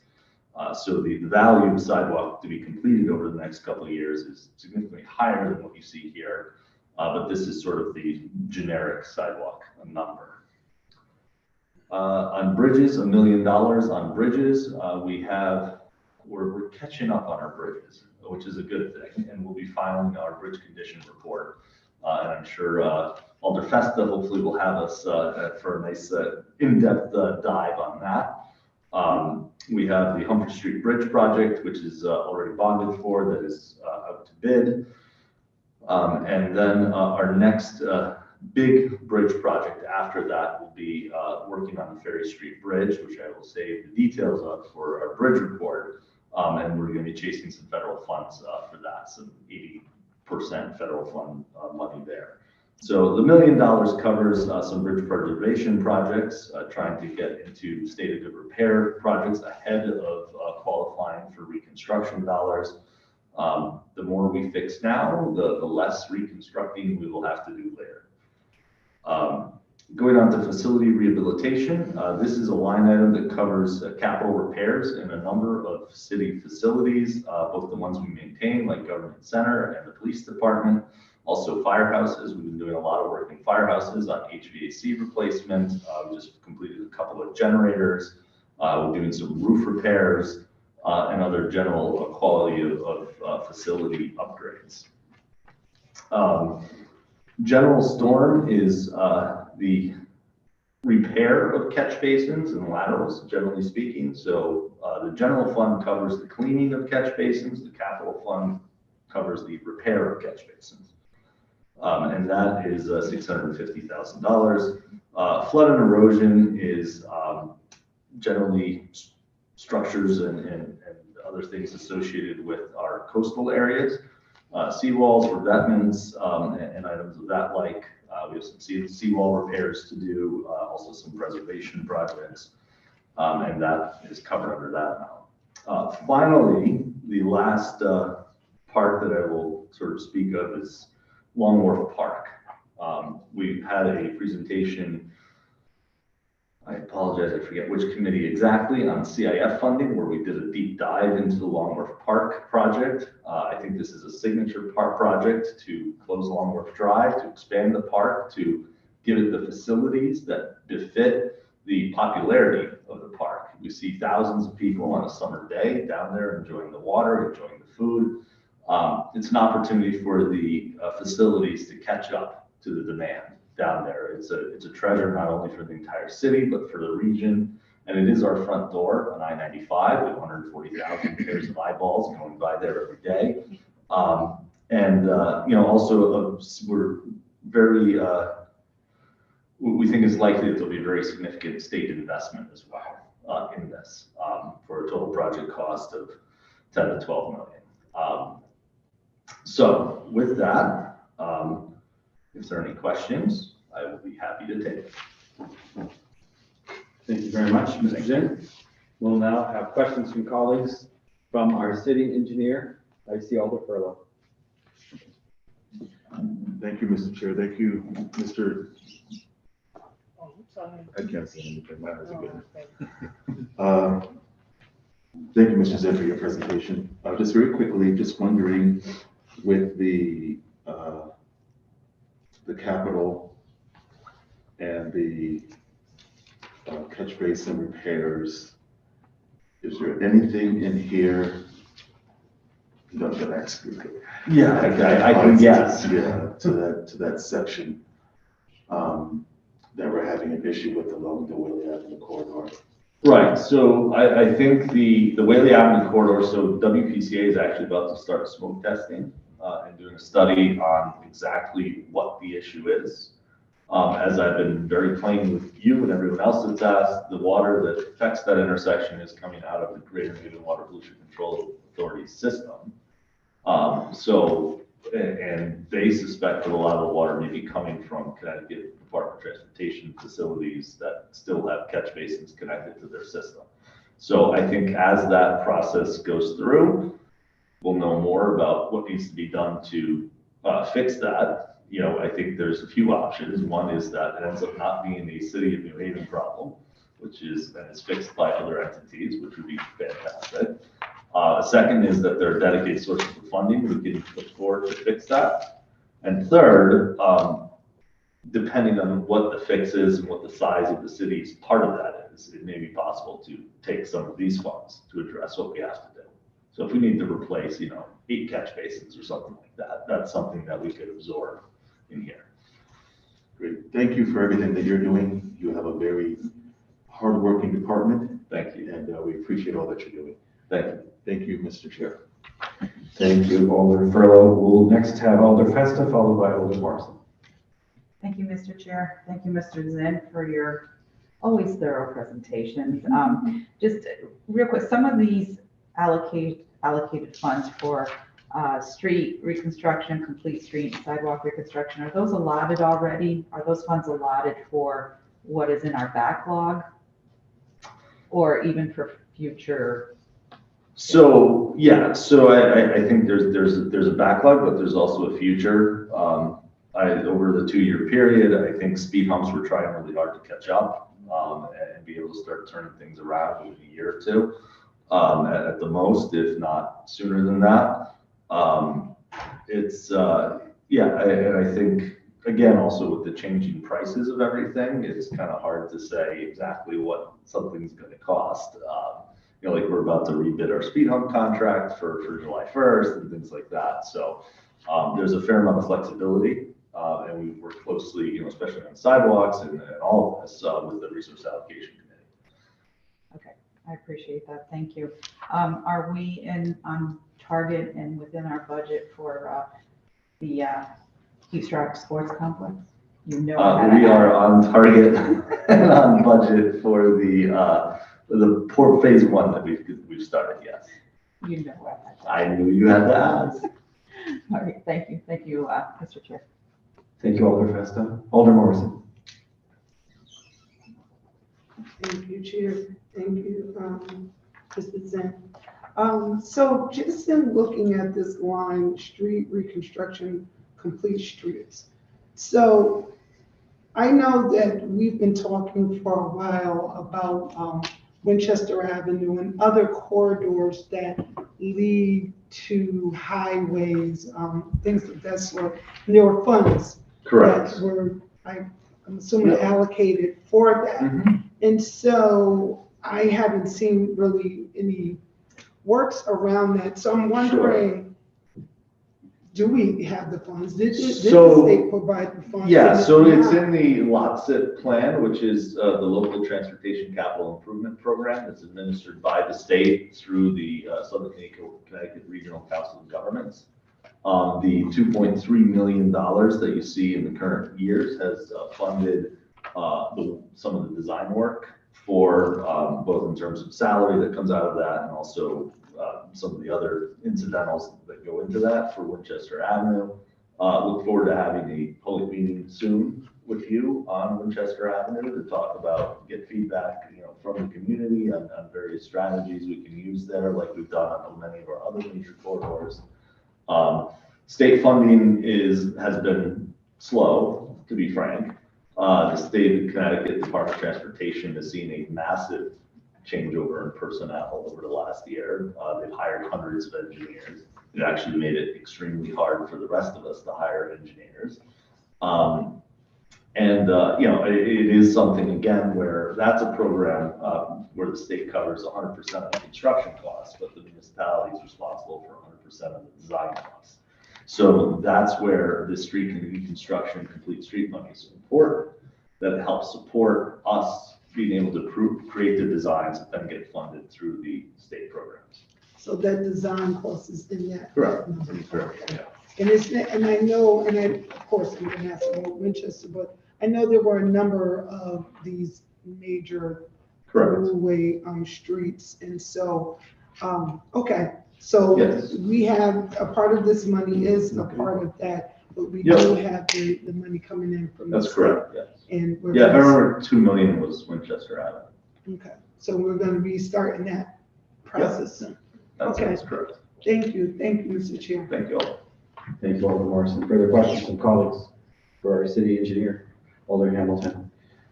And I just want to say that I appreciate colleagues bringing projects in the neighborhood, especially when they connect it to a broader policy issue. But we'll be here for a long time when we go through all of the projects, which is not technically in front of us. We only have like 150 So it's projects good to going. give examples that highlight the categories that we're talking about, but we're not able to go through every project that we have, especially since a lot of them are funded through money that's not actually here. Alder Hamilton. Thank you, Chair Martin. Mr. Zinn, Edward Avenue. Yeah. I'm sorry, I'm going there. The complete streets, still, we're not complete yet. Correct, yes. So Edgewood Avenue had an issue with the controller for the signal at Winthrop. I am told, allegedly, that this controller was supposed to arrive by the end of March. Of course, I've been told this many times, that it's supposed to arrive by such and such a date. I've yet to put my eyes on this controller, and it is the 30th of March. So I will be calling the supplier tomorrow. It's an absolute horrible state of the supply chain right now on many things. To give you an example, on 424 Chapel Street, we ordered last summer, I think it was June or July, the new switchgear, electrical switchgear and generator. We've been recently told that we are getting them in November. So it's an endemic problem right now. It is extremely, extremely frustrating. Okay. In the pipeline, Elabresa Boulevard and Edgewood Avenue, my cross lights that say, hey, walk, don't walk. Correct. Crossing from going into the park. The one I got was at the corner. Alder Hamilton? We are not going to go through all of the projects that might be. No, but this is important. One moment. The last one about the Edgewood Avenue was a good example of some of the supply chain issues we have. And so that was, had a broader applicability, and I think it's certainly worthy of us understanding. But the hour is late, and so we're not able to go through I have 8 that I would ask the engineer about, but I'm not going to, because they're not about next year's project. No. So I would like us to move along. Okay, hearing that, fine. However, Chair Marchand, that has been a situation that's been ongoing for many, many years and still has not been addressed, not just this year or last year or a lot of years. And I think so I think there's some broader applicability to my answer, if I may, Mr. Chair, and also be able to answer your question, Alder. Because the boulevard there is a state road, I believe our contractor filed in June or July of last year for their permit, which I believe they got in February. Part of that was our contractors not very good at filling out their paperwork, and part of that was the state being pedantic about paperwork. But it's my understanding that as soon as here, asphalt plants are going to open in a couple of weeks, they will be out there finishing, doing the trenching across the street, installing all the conduits, and doing that intersection. So I will keep you posted. I'll yield, Chair Marchand. Thank you. Thank you, Mr. Zinn. Thank you, Alder Hamilton. Thank you. Further questions from colleagues about the proposed budget, capital, and general fund for the engineering department? Seeing Alder. Don't even do it. I was kidding. I was testing to see if. Yeah, you were tested. Thank you very much. Thank you. We'll now hear from the Parks and Public Works Department. Have a good evening, everyone. Thank you. Good evening.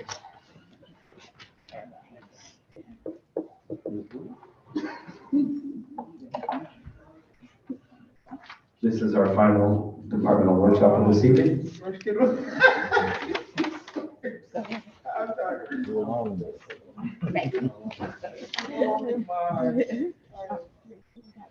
We got three?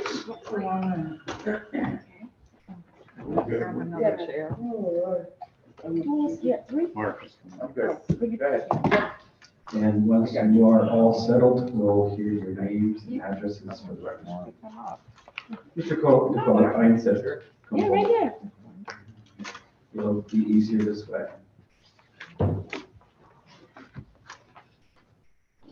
Names Good and evening. addresses. Thank you, Mr. Chair, colleagues, thank you. Good evening. Jeffrey Pesco Salido, New Haven Parks and Public Works, 595 Whitney Avenue. You need to know where to go. Mark Nicola, CFO, Parks Public Works, 165 Townsend Avenue. Stephen Layden, Deputy Director of Parks and Public Works, 18 Villa Rosa Terrace, Milford, Connecticut. And we'll just know for the record that Mr. Gormley, Ms. Rushkill, and Ms. Bonbarrow here, whose names and addresses we already have. Please, sir. Thank you. I guess the presentation is just on the paperwork form, is that correct? We didn't bring a zip or anything. So I believe everybody should have a package on. So we are here tonight, and thank you again, to go over a brief overview of our budget, Parks and Public Works, fiscal year 2023, 2024. We'll go through it, the three of us here, and any questions you may have asked or want to ask, the three of us will answer to the best of our knowledge. I believe on the first page, budget overview, and again, it's broken down, and our budget for this current year, fiscal year, is 19.7 million, an increase of 2.4. As our previous budget presentation had stated, Mr. Zinn, the city engineer, some of the monies in this budget, again, are inflation related, and some of it, a lot of it, salary costs. There are a few new positions for the Parks Department, and I think if there are any questions, Stephen can answer those. If we go into the next page, general fund budget overview, again, it's just a pie chart. It gives you an example of how our monies is distributed. Again, the biggest portion of that 19 million is our personnel line. The following page, breakdown per division. Again, a pie chart. It's a little bit more in detail of that monies, some of our services, the administration, and various other sections or sectors, whatever we want to call them, of the circle with percentages of our budget, $19 million. The next few pages, again, I'm not going to get into it again unless you have any questions, but if there's, again, the breakdown, and Mark can really answer these questions for us.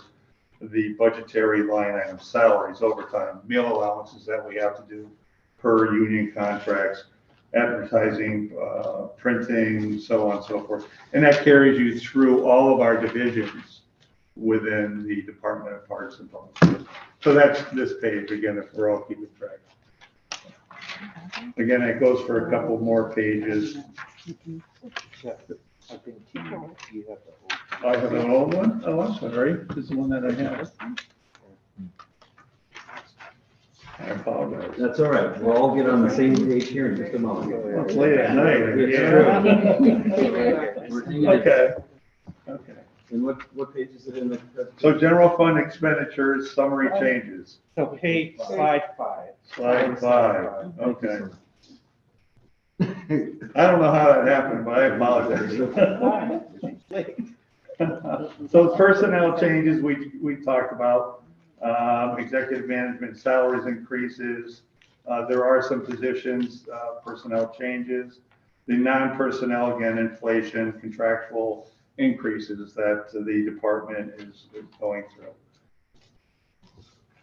I think the next sheet, budget at a glance by category, again, that's a little bit more of a breakdown of the department's line items.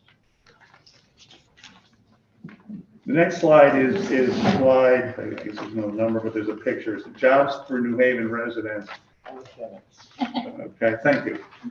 This one, we have a picture again of, one of our refuse crews, but I think it's important for us to note that the Department of Parks and Public Works, we utilize seasonals, city residents, seasonals. It's an introductory job, mostly with the Parks Department, but also with our refuse division. And we have hired some great new members for our department that have started, city employees, started through our seasonal program, and now they're full-time employees with the department. The next slide, public safety for all. Again, a picture of our snow plow. Wintertime snow removal. One of our goals is to make sure that our roads and our infrastructure is safe. As we all know, Mr. Zinn is responsible, city engineers, for the major reconstruction of our city sidewalks. But again, the city's Department of Public Works does have a contractor working for us. It's a preliminary maintenance of this sidewalk grinding. So that, again, public safety for those walking within our city streets. The following slide, quality of life. Again, we provide services to ensure our environment, cleaning of our environment. We had a light winter. Normally our street sweepers, again, next week is our sweeping program kickoff, but primarily springtime is to pick up those winter debris during the spring, summer months and fall. Again, our street sweepers are out daily, picking up litter throughout the city. And then of course in the fall, we're picking up leaves to keep those catch basins free of debris, leaves so that they're functioning, and our streets will drain into our drainage structures. And again, that's a quality of life issue. Environmental justice. Again, there's a couple different phases again, and we all know that our DPW crews and our parks crews are consistently busy maintaining our properties. A lot of it is illegal dumping related, litter control. The public space division does a fantastic job enforcing and educating that as well throughout the city of New Haven. Oh, I'm sorry. Go ahead, Steve. For the Parks Maintenance and Tree Division, part of what Jeff is describing, our park areas are very vibrant places for everyone to enjoy, come together, exercise, do athletics. We have over 142 park areas, 65 playgrounds, and our parks maintenance staff, about 31 full-time staff, and tree division full-time staff is 9. We have trimmed, the tree trimming crew is out every day trimming. This past fiscal year, a little bit over 1,000 trees, removed the priority removals, almost 375 trees, and grinded almost 70 stumps, and also planted in coordination with a lot of the community support, over 500 trees. Something that we like to highlight in Parks and Public Works is also jobs for the community and also New Haven residents. Our caretakers, there's 4 caretaker positions and 1 4-person, which is a great increase to help us maintain our parks in every neighborhood. We also have some additional seasonal help for greater coverage, including our litter cleanup and peak season operations. Part of what's really noticeable from the operational standpoint is how these caretakers are trained and familiarize themselves with their sections of the city, and also the equipment. That's something that is a priority for our department, to increase the opportunities for training and build capacity and skills across a variety of assignments. Those include athletic field maintenance, courts, playgrounds, splash pads, and to support the large and small events. We've also been very fortunate to coordinate a lot of the assistance in areas around the parks with Public Works through the street sweeping programs, and also our equipment repairs have been tremendously helpful. We also are constantly in communication with the Recreation Department and Youth Services, and also the Engineering Department, Recreation Youth Services for the programming that's happening in the parks, and that we're looking to support for youth, adults, and seniors.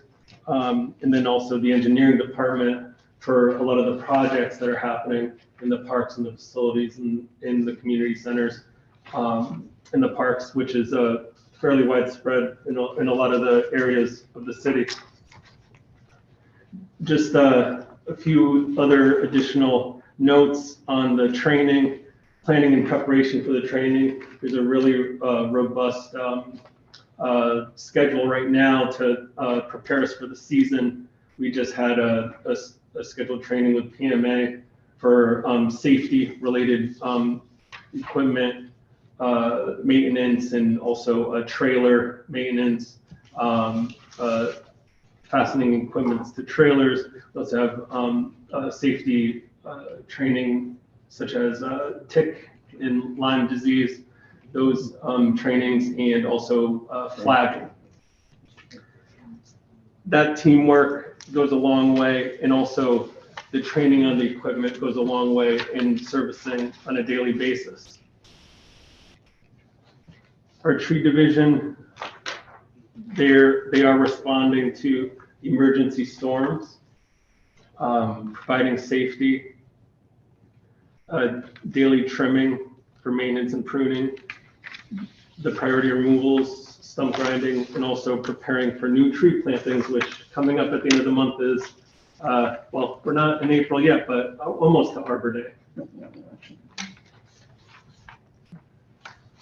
Mark, you want to do the capital real quick?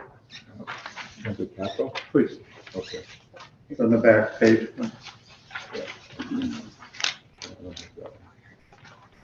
I have my own capital. There you All right, as we all know, the capital is a 2-year program. I'm requesting $6,650,000. The breakdown is park infrastructure improvements 1.4, general park improvements 500,000, street trees 1.750, bridge upgrades 200,000, sidewalk construction 350,000, pavement management 2 million, refuse and recycling 300,000, environmental mitigation 150,000. If there's any questions regarding that, we get the end, we could discuss any questions on that. Thank you. Yes.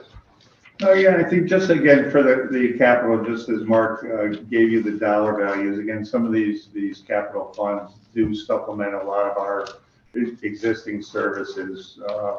One note on here is there is some ARPA funding. Again, most of the ARPA fundings are being monitored by our city engineering. Again, a lot of that going to work and working with Stephen and myself and staff on improvements to our city's parks and athletic fields. So very active. The street trees, again, a lot of funding from capital goes to the removal, pruning on those. Of course, our pavement management is a big one for us in the city.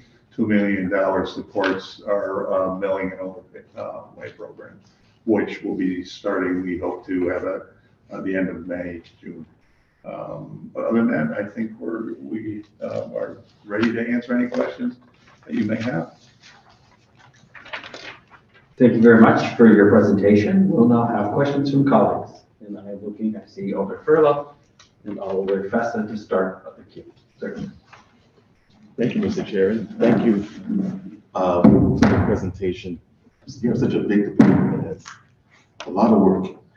I know you had discussed, you came before one of the committees and had discussed replacing the refuge or the trash containers, getting larger ones. Is that in this budget? Actually, the toters? The toters, Yeah, yes. so we started that approximately about a year or so ago, supplementing some of our trash toters to the larger 96 gallons. There's certain areas of the city where the amount of trash MSW being generated is larger than the smaller 48 gallon containers. So we monitor that as a department, and as requests come in from our residents, we will substitute those out. So we're still doing the different variety of sizes at the request of the residents. Great, thank you. Thank you, Mr. Chair. Thank you, Alder Furlow. Alder Festa. And the queue is open, so I'll look to see who else is on the queue. Go ahead, Thank you, Alder. Mr. Chair. While we're on the toters, the Director of Environment, gosh, what's his title? Steve Winter's position. My apologies for not remembering, but we have spoken about toters with GPS as well as possibly not streamlining, but changing up some of the recycling with adding, food items organics for composting, et cetera. Are you in contact with him to discuss those, and is anything in this budget related to that? We are, and Steve was actually at the office this morning with our refuse superintendent and myself. We were talking, the solid waste stream and disposal is changing big time in Connecticut. Our CAO's department, recently, we just had a meeting to discuss some of the issues that we are concerned with. So that includes single stream recycling, the organics, pay as you throw, bulky trash, you name it, we're looking at it. So hopefully we'll have a great presentation to bring forward for some advice from the Board of Alders. Okay, great. Thank you for that. Also in the projects here, bridge upgrade, sidewalk construction, how does this compare to what Mr. Zinn was presenting to us in his budget regarding, sidewalks and? So again, I think these sidewalks, the money that is appropriated for the Department of Parks and Public Works for sidewalks is, as I stated, it's the sidewalk grinding. That's a preliminary maintenance technique. It does extend the life of a sidewalk versus that full depth reconstruction. The price is very reasonable to do that. Aesthetically, residents don't like it, but being with the city for a number of years and going to court to represent Trippin Falls, they've gone way down since we've introduced that grinding process. And again, the reconstruction, we work very closely together, but they're managed through the Department of Engineering. And the bridge division is for minor repairs on the bridges. The major repairs that involve the engineering, to get involved, his contractors, those are managed through engineering as well. And I'm just gonna go to toters again. They've been doing such a great job that people come home thinking that their garbage was not picked up because whoever is putting them back is putting them back in the exact same spot where they picked them up. So thank you to. Well, that's good. No, and I'm going to share that with the staff. No, that's good because we concentrate on a lot of things with the department, and safety and serving our residents is very important. That's great. I just had to add that. Now, you have some staff positions that you are looking for regarding caretaker 3, 4 person. I'm going to ask what I've asked everybody else, and we have a number of vacancies in every department. And if we can't fill those vacancies, what makes you certain that we can fill these vacancies? And what is the process in moving those forward? Because we learned tonight that civilian testing, et cetera, and by the time you do all that and hire, it takes 3 to 6 months. So if you could speak on that a little bit. Can I jump on that quick, Steve? Yeah, so we were lucky because we had a few people that did retire from the Parks Department, so we just tested. So we have an active list of employees that we can interview and fill those slots, and anticipating that we're going to have a very, very busy year, again, with the ARPA funds and the money's going into our athletic fields. We looked at it and we feel that the positions are really much needed in the Parks Department. And again, we had problems last year. We couldn't get seasonals to assist us. So we're ready to go. We have a list and we're going to be bringing them on soon. They'll be trained, Steve was talking about, and be dispersed out in the city that assist us on those parts. And you're speaking on the vacancies. The new current vacancies. Currently, the Parks Department does not have any vacancies. Okay. We're just in the process of filling 2. Yeah, Perfect, thank you. you have an active list. Your last 2 caretaker vacancies will be filled. It's actually a healthy list. So these are 2 caretaker positions, July 1st. You would be able to fill almost instantly, which for seasonal for parks, that's a great thing. The caretaker 3 is a good promotional opportunity for folks that are very good at being a caretaker, but maybe not ready to be that frontline supervisor. So it's an opportunity for growth, which I think is important to help motivate people. And then the 4-person, we do have an active list. It might it expires this year, but that is a test we've done frequently and confident we can turn it around. Just another note, because I'm a data nerd, these 5 new positions still don't bring us back to the baseline of that existed in 2020, not 2020, the year 2000. So once you separate out the recreation staff, there would be 76 parks employees. There are currently, hold on one second, 49. So this will just bring us back closer to where we were once upon a time, with more playgrounds, more splash pads, and more permits for fields. How many supervisors do we currently have at parks? There are 3, Steve, no, it's the tree division heads. Yes, So why don't you two. on the parks? So there's 2 assistant superintendents, and then there's an urban forester and tree systems coordinator. And then 4 frontline, 4-person. 4 frontline, 4-person. Okay, so this other 4-person would be utilized for? We're looking at a roving crew to assist us. Instead of setting out in another section of the city, this will be a backup crew that we can disperse wherever needed in support of events, filling in vacancies, people vacationing, and so it'll be a moving crew. And the only reason why I ask is because there have been complaints from residents. They feel like they have to call constantly to get things done, and then all of a sudden a whole crew shows up. So that's why I asked about the supervisors. Are they out there actively supervising? Are these 4 people, out there?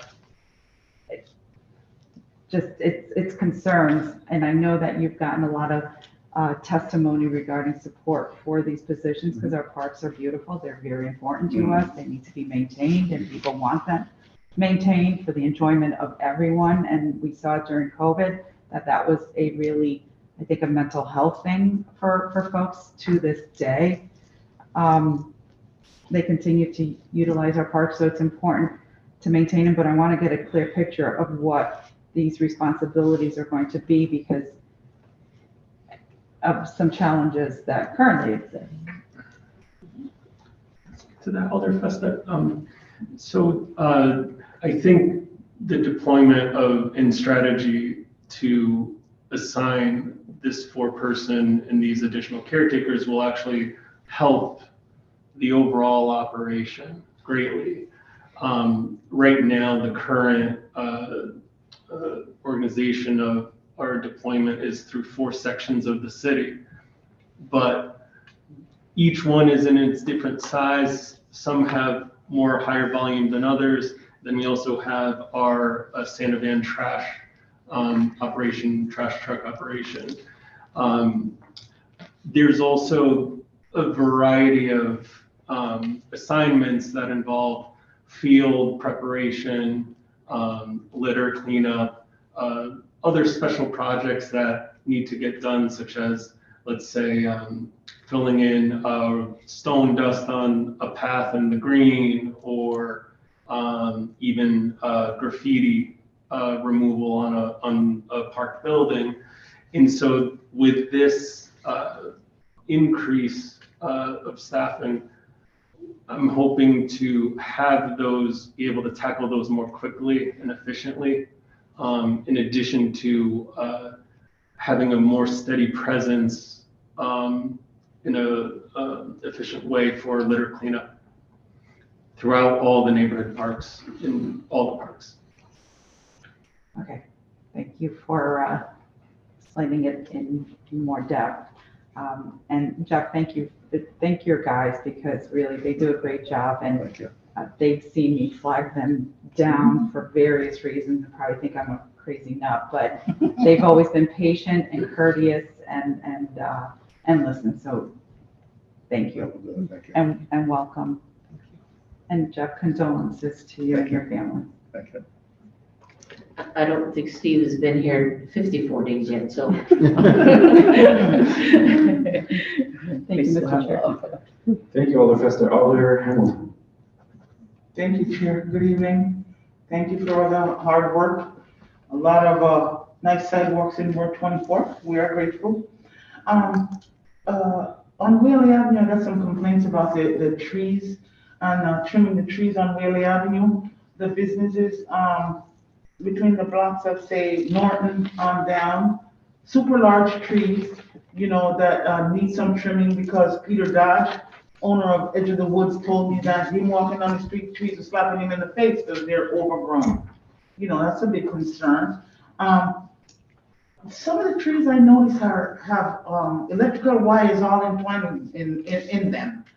A lot, where the branches and everything is mixed in together now. What is the priority? Who's responsible for those trees where the electrical wires are all entangled in there?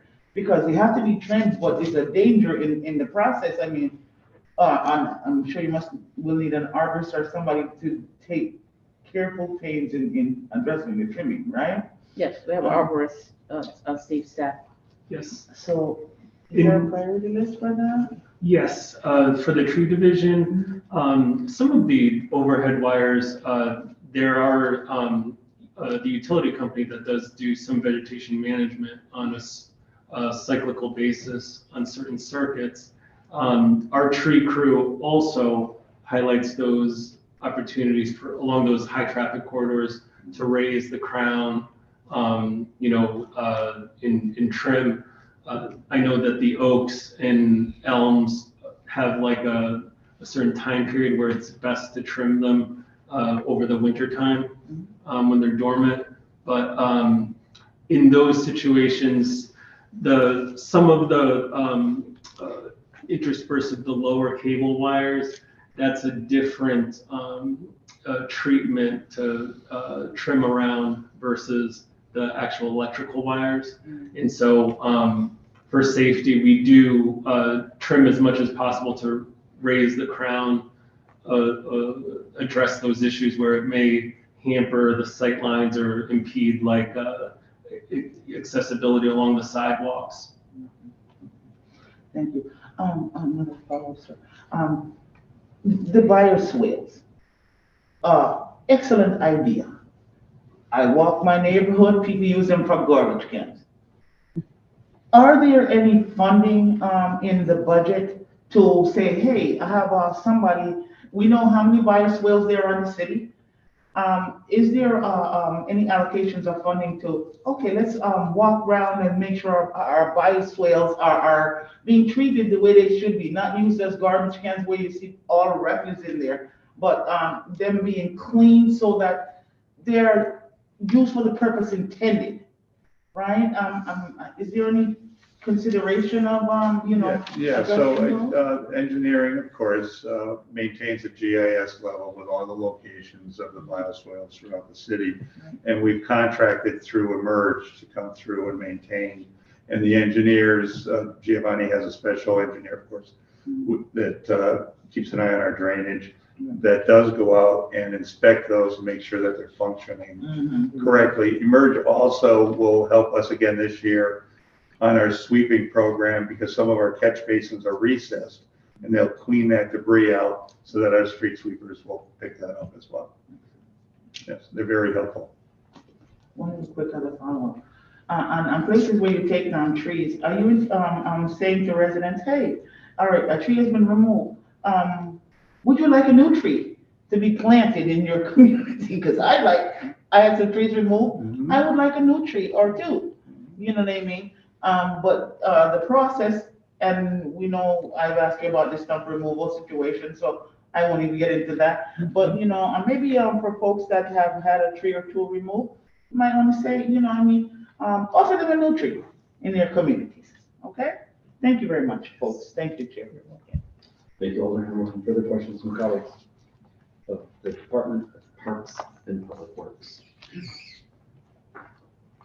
I have just a couple. I think one I'll just make a mention, and then I'll have a question. One mention is welcome, sir, to the Parks Department and the trees.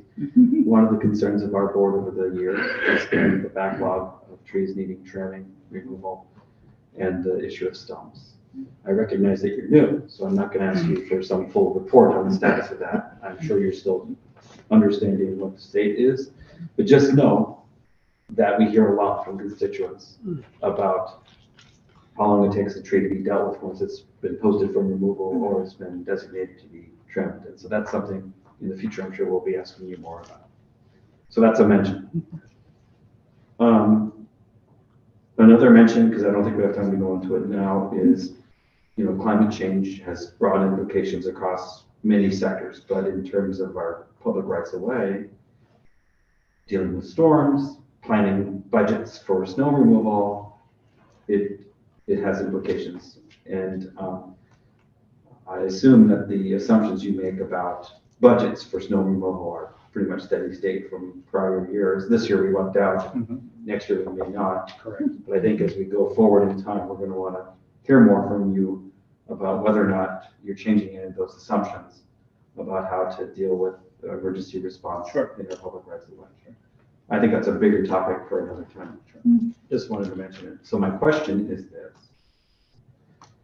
We heard from some residents that they feel that the merger of Parks and Public Works has not served the parks' responsiveness.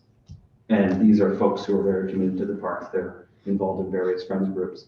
So we'd like your perspective, Director Pesco-Saliba, about what has been gained, what has potentially been lost. What's your assessment so far of the fact that we've split Parks and Recreation, put Recreation with youth, and put Parks with Public Works? So I am an operations man. I'm a field guy. So behind the scenes, I think it was a great merge. I think there's some difficulties because even though we are now one union, we're two locals, and we're still trying to work through some of those borders that prevent Public Works, and there's been a couple of grievances for driving a payloader across a field to pick up an illegal dumping that was collected by volunteers. The other union, of course, filed a grievance. We were driving by, we picked it up. We have to work closer together and have an understanding. We're all on the same team. We're all here to serve the same purpose, the residents. Once we get over that, once we get that through our heads, it's going to be a lot easier. I know that during the budget season this year, there were some complaints from the Parks Department side, who have been a great asset to our snow removal because the pay ranges varied. So labor relations worked very hard to make them understand, and I think they're satisfied. So that's one little hurdle. I think the public really needs to think that our Parks Department is still the Parks Department. The Friends of the Parks are still there. We still have some leadership where they can go to and have their meetings, despite the fact that they don't have the director of parks per se. That's the only change that has really occurred. Other than that, again, behind the scenes, we're seeing a lot more activity working together. Residents won't see that. I see it because I've seen the difficulties over my tenure here. If there's a way we could get that out, maybe it would, and ensure the public that they're going to get those services. And last year was very difficult. We didn't have the staff. We didn't have seasonals. As Alder Festa said, the complaints came in. We couldn't respond. It was bad timing. So let's blame it on the merger. But I think you're going to see some improvements this year. So another question that a complaint I hear, and I think Alder Festa Committee mentioned it as well, is a question of responsiveness and what's the point of contact for friends groups and residents who are seeking to have operational things or have things addressed that the operational people would address, like and that litter and stuff. And some folks have said, like, I try to call somebody, it goes into a black hole. like, why can't I use technology, that kind of thing. So what do you say to those No, kinds of concerns? I think that's that's another key right there. And again, I'll take part of that blame because again, we had a vacancy in the deputy spot and I wasn't as visible maybe on the park side. Again, doing the public works that's what I'm used to, but trying and working behind the scenes. But now again, we have a deputy on board who's going to fill that void. But I think you're right. I think we have to really push that issue and set up a way that, again, our residents feel comfortable. Here's the number to call. Here's somebody you can speak to, and staff will get back to you. On the public works side, there's a complaint response unit. Maybe we have to educate them more to help answer some of those parks concerns as well. But I think that would be very helpful as well, getting the word back to our residents so they don't have that black hole. I appreciate that. No, that's a fair question. Further questions from colleagues Alderson? Thank you, Mr. Chair. While we have Parks and Public Works, if you may indulge me, if I'm out the line, please correct me. In this budget, in my neighborhoods, I've been having calls that city trees are almost touching, overgrown and hitting the residents' house. And they said they had made calls and they were direct that that's their problem, they have to cut it back. Could you touch on that? How does it get addressed and what is the procedure? Thank you, Mr. Chair. Beck, you want to? So standard clearance from a structure would be 12 feet. So it can be reported to the department. You can call the 7700 number and the as Jeff mentioned, the citizen response specialist will input the concern into C-Click Fix. Residents themselves can enter it into C-Click Fix. Alders can enter it into C-Click Fix. I am happy to report that the backlog on inspections has been cleared. All of that effort you guys put forth back in 2019 in restructuring the department with the additional supervisor and additional crew. We are now within 72 hours, three business days. Your report will be inspected by one of our 2 licensed arborists. They will determine the scope and the level of risk. So the level of risk will drive where it falls in the queue. There's still a backlog on the queue. There's also moratoriums on trimming elms and oaks. Those 2 trees can only be trimmed during dormancy. So they get trimmed between about November and I used to say mid-April. The leaves are out right now. So we're pretty much done with elm and oak trimming this year. So based on those factors, it gets added to the queue. We can crunch the numbers on what that queue looks like right now based on the level of hazard. But based on that, it will get folded into the pipeline. Happy to look up specific addresses for you guys offline. And like I said, very happy to report that risk assessments are happening very quickly after reports. So I'm hearing that's 12 feet from the premises, from the property back to the tree. Residents can remove that branch. No, so we'll address it within that. But anything within 12 feet.